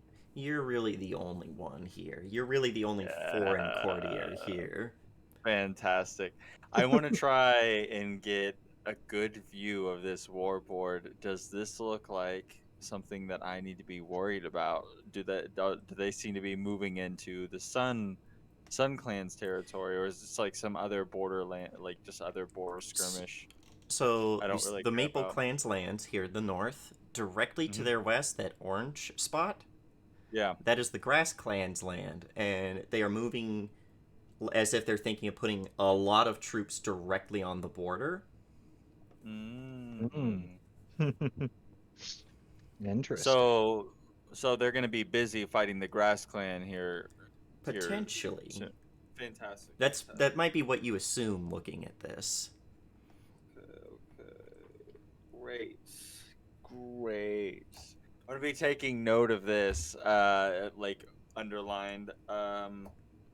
And I'm gonna move back towards my brother and be like, it looks like you guys are gearing up for some kind of battle. Maybe they You've brought you here to heard make swords. you've heard Right. nothing of this. This is a unprecedented peace in the Maple Clan's lands where they've just been consolidating. Yeah. Good for business, but uh, this is unusual.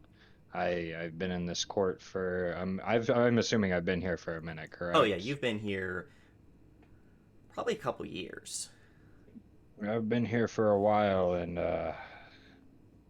they haven't ramped up smithing production or anything to that effect, and I assume they haven't, at least, since this No. came out of nowhere. No, this Correct? came out of nowhere, so like there's been no push for like logistical support for an armed attack. Yeah. So I'm gonna mention that. I'm gonna be like, I'm not sure what this is, because they have not requested me or, to my knowledge, any other bladesmith to amp production on a mass level for whatever you seem to think is going on. Well, brother, there's only one way to find out, and I'm going to make my way as like close to Al Soba as I can. As like the only representative of the Sun Clan, if I hear of potential like wars or battles going on, I want to know if there's anything that the Sun Clan can do to help their allies. And like And as you're trying to like snake your way in closer, the man in the very obvious decorated military armor kind of looks over, catches wings, like, I don't suppose that you would know anything of this, son. Hello, nice to meet you. I'm Kochiki Yawari. You may have heard of my family. Father's the The Lord does not daimyo. need to know your name. Answer the question. And then Osoba Kenji's like, brother, this is a very disturbing situation for everyone involved. Indeed. I would hate for any rash decisions to be made here. What's going on? Is there anything that the Sun Clan can offer? Well, Yeah. honored member of the Sun Clan, was there any inkling from what you know of the Emperor or the Shogun's displeasure with anything recently? Oh. Well, GM, would I know? Do I know? There's one, you are way too low to know information like that. Two, Yeah. probably not. Like, everything's been good so far. Now, again, I am but a lowly servant compared to likes of such as your daimyo, but I do not know. I have not heard of any obvious implication that our emperor would be upset, or any. Well, are you guys planning? I would never speak out of turn. Yeah, like, as you're about to ask the question, like, the general's like, I immediately back out. I immediately back down. Kenji, I would just like to simply make my presence noted, and should you need anything of the Sun Clan, please know that Kichiko is at your service. And I'm just bowing and trying to kind of make my way out, because I've seen that I'm outranked here. Kenji kind of sits in his cushion a bit straighter and is like, I believe that now is the time to address the whole of the court on what is going on. Yesterday, just after dawn, the Shogun marched the Imperial Army, or at least a small portion of it, into the Grasslands territory and razed it. Unexpected?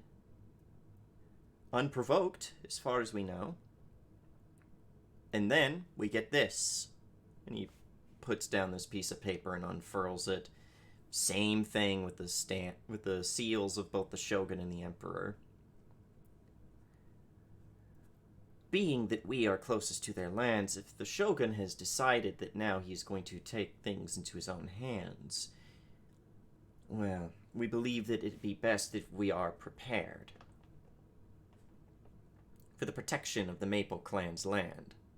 Not that we would ever do something to provoke or suggest disloyalty to our great immortal Shogun.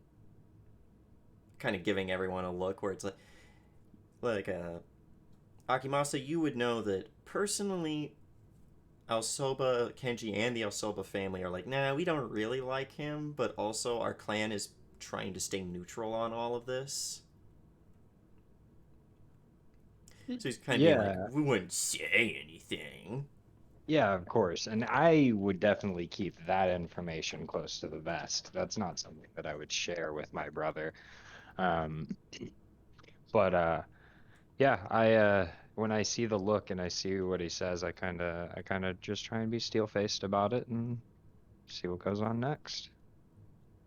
As far as we know, everyone is gone.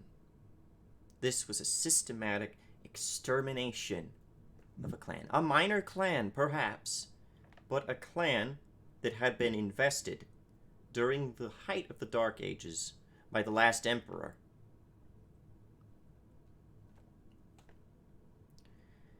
Needless to say, things are grim. How long until the shogun believes that he can overstep the power of even a clan as mighty as the Maple?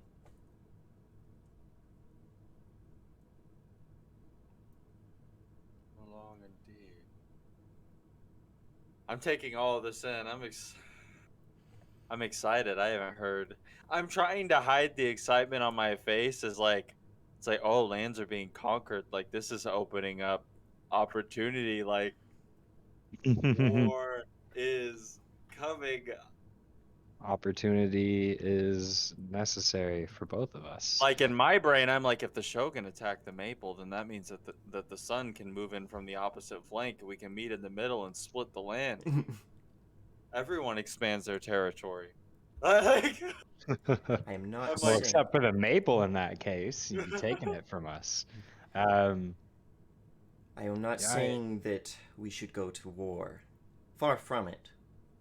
The Maple are mighty, but vultures would see this as an opportunity to attack us in return if we were to go against the Imperial Court itself. So long as does he look at anyone specific when he says vultures? Just like out of curiosity, does he maybe make eye contact with a certain somebody? there is a very slight glance in his direction, but he is well versed enough in courtly affairs to not directly look at him, but there is a slight tell. I was about to say, is it? I don't care if necessarily he looks at him. I just want to make sure that he's basically saying being like, the Sun Clan will attack us if we go to war. Cool, that's kind of what I assumed.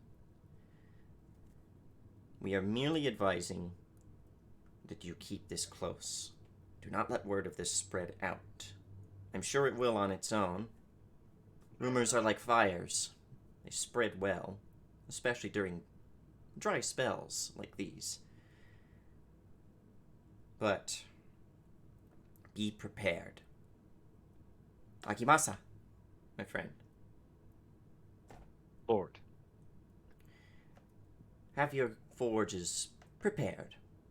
I will have some of my personal Yojimbo come by. One managed to chip his blade. Obviously, he will need a new one. And we need everything at the highest quality. And when he says chipped his blade, I very visibly get upset. Like you can, he's like chipped his blade, and like I immediately like almost like I grab the hilt of my hammer for a second. I'm like, chipped his blade. Was it one of mine, or was it one of my apprentices? Was it one? It was one of mine, was it? Please tell me it was. It was a ceremonial sword given to him at his Genpuku. I'm certain that and he's like turns in his seat. He's like, I'm certain he feels rather ashamed about this lack of martial skill.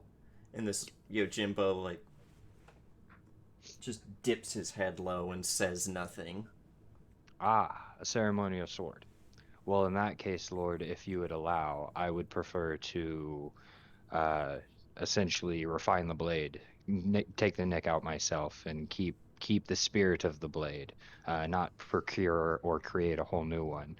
As you said yourself, ceremonial from his Genbaku. That is, regardless of skill, something that should be maintained. He kind of just looked a little surprised. He's like, your willingness to work and suffer for your craft is commendable. I know that it is very difficult to repair a katana that has been chipped. Difficult, maybe. worthwhile nonetheless. I shall do this for you, Lord, as well as get my forges, apprentices, and other craftsmen prepared. Shall we be preparing for bulk orders of weaponry and armor, or... Make sure that we have enough Yari heads that we could field another couple hundred Ashigaru on a moment's notice. Couple hundred. Yes, sir. We will prepare that, and from there, I'm going to kind of like step off to the side and step over to the chipped blade guy and kind of grab his katana. Yeah, he hands it over to you, and when he does this, Soba Kenji looks back towards you, Uchiki, and is like, "And you, my honored guest of our friends in the Sun Clan." Yes. You are coming from the daimyo's court, are you not? I have heard stories of why you are here, but I would have you write to the daimyo, or at least to one of her courtiers, and let the daimyo know that we are willing to do what we must for the clan, but we advise propriety and caution. Of course. Yeah, he's like taking furious notes. Yeah, he's like, don't sign it yourself. Obviously, we wouldn't want her to be upset. Oh, no, of course not. Of course not. Why does Whiteout not exist yet? Right. And then real quick, with my honest work passion, I get to know exactly how long it's going to take me to repair that blade and make those. Well, I don't know exactly how long it'll take to make, like the other craftsmen to make their shit, but I would know for my stuff. This is going to be really hard because you know how katanas are made. Yeah. Only the very edge is made of high quality steel, and there is a chip in that. Okay. So you're trying to somehow fix that is going to be... More than likely, I'm going to have to melt down the blade and re-smith the blade using that metal. Yes. And then reattach it to the hilts. I assume, or at least I assume that that's what I would have to do. Yeah, if you wanted to keep the same material, like honestly, you know with honest work, it's nearly impossible to fix these swords when they break. It's fair. Yeah, I want to keep the same material. I don't necessarily care about 100% just fixing like the chip in the sword. I just want to keep the same material because in my mind, that is what makes the sword. The materials make the sword. The swordsmith is the one who essentially crafts it into the beauty that it is, but the materials are what matter the most. The materials have the soul and the heart in them themselves, and in my opinion, the swordsmith just brings out what is already there in the material. Yeah. So yeah, I would like to keep the materials as original as possible for this man, as it's got his fighting spirit along with whoever gifted it to him and whatnot. But I will definitely be making it fucking better. If you made it the sole focus of your work, it would take a couple days, 3 at the most. But it's 100%. Going to be hard work, and you're going to be working very hard to replicate everything about this blade's craftsmanship-wise. And, like the quality of the folds, how it's shaped, the balance, all of that. Oh yeah, and I'm not just trying to replicate it perfect 1-to-1, obviously. I'm making it my own, but I do want to make the design as similar as possible while making it way better, because that's who I am, and I think anything that I touch is improved, and I can improve every design possible. That's just what I think. Do you have anything else to add, Garza? Oh no, so I'm just writing a letter to their daimyo. Yeah, and just explaining kind of what's going on. Yeah, it's one of those you're writing like dictated but not read by Aosoba Kenji, basically writing a note for him to the daimyo saying, "Hey, this is some pretty fucked shit, and we agree, but also don't start anything." Yes. Yes. Do I need to roll anything to determine how well this letter is, or are we just it's just in good shape? I do this on the daily. This is I'm an the easy. best. This is one where they Lightweight. probably want you to be like as cold and boring as possible. Yeah, this is just official boring nonsense. Yeah. Like, I'm not gonna make you roll for that one this Oh yeah, time. speaking of, do I have to roll for this katana at all right now, or are we gonna do that later? Later. Okay. Because for now, I think that this is actually a really good time. We've got everyone set up for now. I think this is a good time for us to wrap up for now. Sweet. And I do have one last tiny thing before we go. Brian. Absolutely not. Yes. It is the dawn of... It's been about a day and a half, closer to 2 days of hard riding. But you're overlooking the capital for the Grass Clan, which is built against the... The Grasslands has very few beaches and a lot of cliffs. And their capital is backed up towards one of those cliffs for protection. But it's just a sweeping view of these wide pampas grass fields. And you're standing there, or on your horse, with your back flag fluttering in the breeze. And one of you have a horse banner. Also good. Now, is it a personal banner? It is a personal banner showing that I am aspiring magistrate. And like one of the soldiers in Ashigaru, you can tell because of the very, the wide-brimmed leather-wrapped hat with a yari comes up and is like, "Magistrate, everyone is in position. What are your orders?"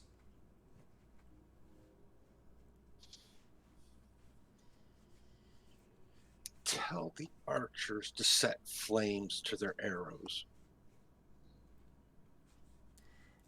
And you can tell there is like the briefest flicker of hesitation before he bows his head and is like, "Yes, ma'am.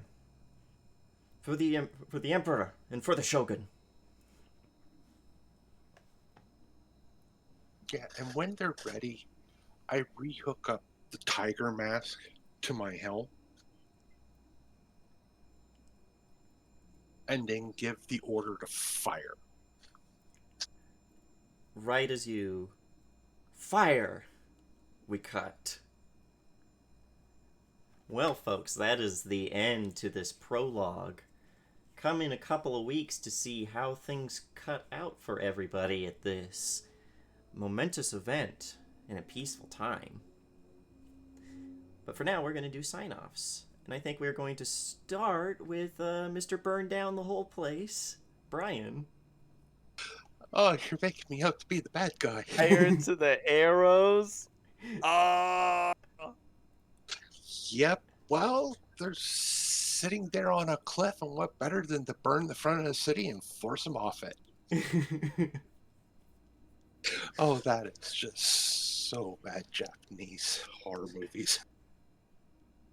But yes, I'm Brian. I'm playing a special character named Amayuri. She is a aspiring shogunate magistrate and very much high within the honor system in that. So this is going to be interesting. Hearing what some of these other characters are like, it's going to really push her honor and her status. But we'll see how this pans out. As our illustrious game master said, I'm only going to be here on and off, so I'm a plot piece. Which is exactly why I had you start off the plot. Yeah. So yeah, this could be fun. This could be loads of fun. You can also find me on Mondays in Fire Strike, playing either Shaba Young or Rhino Dragon. Hopefully this is, well, not hopefully, sadly, this is probably going to be our last episode, and then the finale retrospective.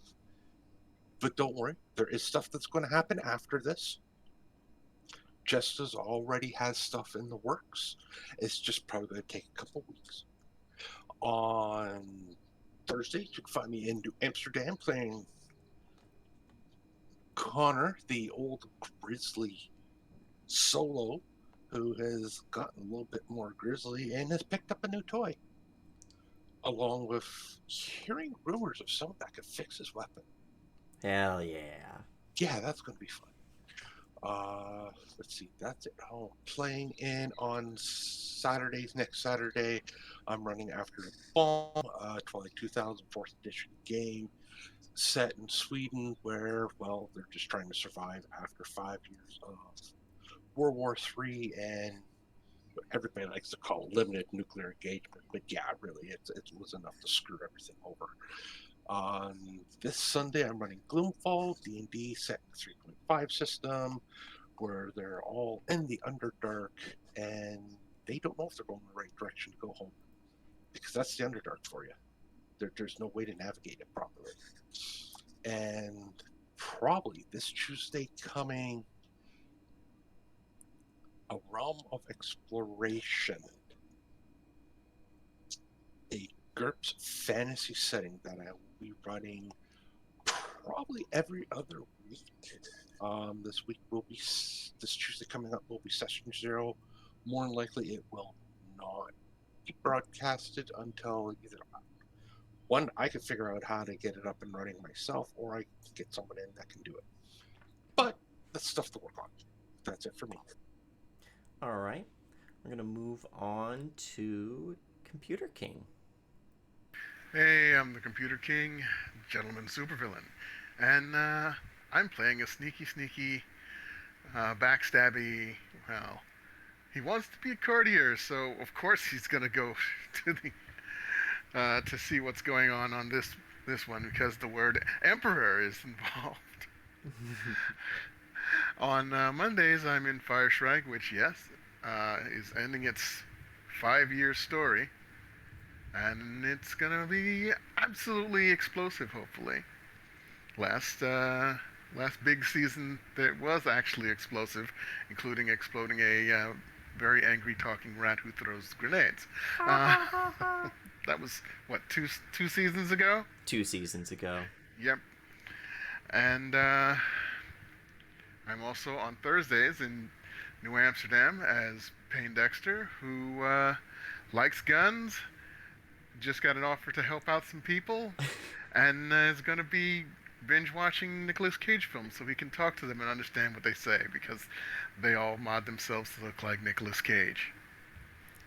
Lord, that is hilarious, and I love it.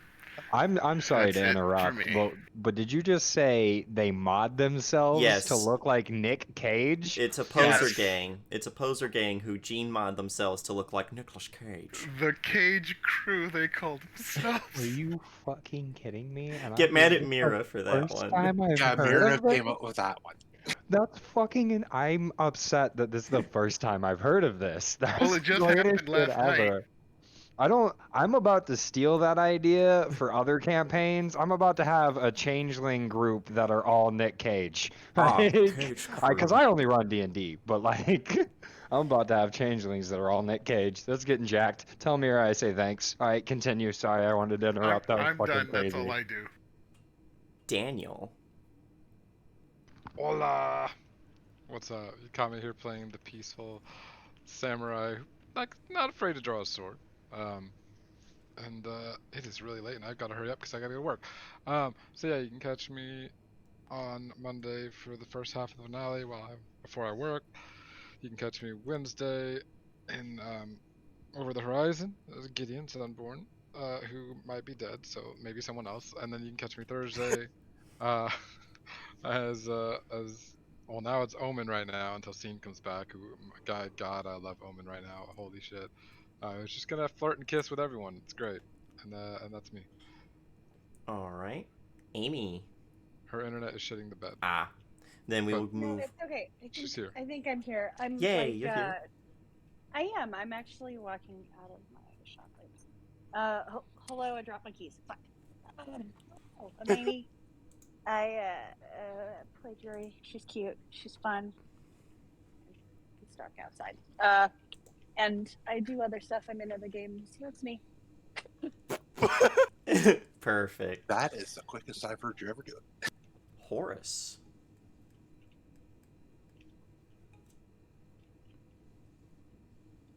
Can you hear me now? Yes. Yeah. Fantastic. I am Horace, Thomas, whatever you want to call me. I don't really care. You caught me here playing Akamichi, right? Akami, whatever I named him. Akimasa. It's a whole new guy I'm gonna have to get used to. Yeah, Akimasa. Um, I just want to make blades, dude. Like, that's all I'm trying to do. I've said it enough at this point in time. Y'all are aware what Akimas is about. He's just trying to make some fucking blades. Other than that, you can find me here on Wednesday nights. In Over the Horizon, I play a little traumatized rabbit, JR Bits. He is currently super traumatized and hoping his buddy Gideon doesn't die. I got you though, Gideon. No problem there. Other than that, yeah, watch what these other people do. Cause holy fuck, Nick Cage? What? Just a group of Nick Cages? That's insane. Watch everything else, or be left out of the group of Nick Cage shit. Cause that's the craziest thing I've ever heard in my life, and I love it. All right, that's it. And last, Garza. It's me. It's your boy Aaron. Wednesday nights, 11:30. Catch me as the lovable douche canoe Flanagan. And Friday nights, you know where to find me. You can catch me here, being you're not lovable at all, Slimeball Kochiki Yawari. Let's get it. I'm gonna conquer some places. I'm gonna put my name on places. I'm gonna make horrible, greasy, slimy handshake deals. Let's go. Perfect. That brings it back to me. Hi, Hope Friendolas. My name is Rowan, otherwise known as Nightheart. You caught me here today running the first episode of this new campaign, The Immortal War. This is going to be an every other week affair, so do not turn in on Friday and next time unless you just want to watch a rerun of next Thursday's game, which you probably should. Come in here next Friday for the next episode, where we're going to see the results of all of this and start moving to get everyone together. You can also catch me here on Mondays, where this will be the last episode. Come and see it. It's going to be fun. It's going to be explosive. There's going to be a lot of fun and other fun things. Also find me here With the side of fun. Also find me here on Wednesdays, where I am playing a snake who might save the day with a little tiny soda can robot that has a flamethrower. Maybe. And you can also find me here on Thursdays, where I'm now playing a new character, Keshet, the former Israeli Defense Force gun maker, who also has an Iron Man suit that he's putting together. Hope White Wolf doesn't find it, or else I'm in big trouble. And that is here, me. And I think that we should get out of here on an R.I.P. Grass Clan. R.I.P. Grass Clan! R.I.P. Grass Clan! Can't wait to use you to get the other land.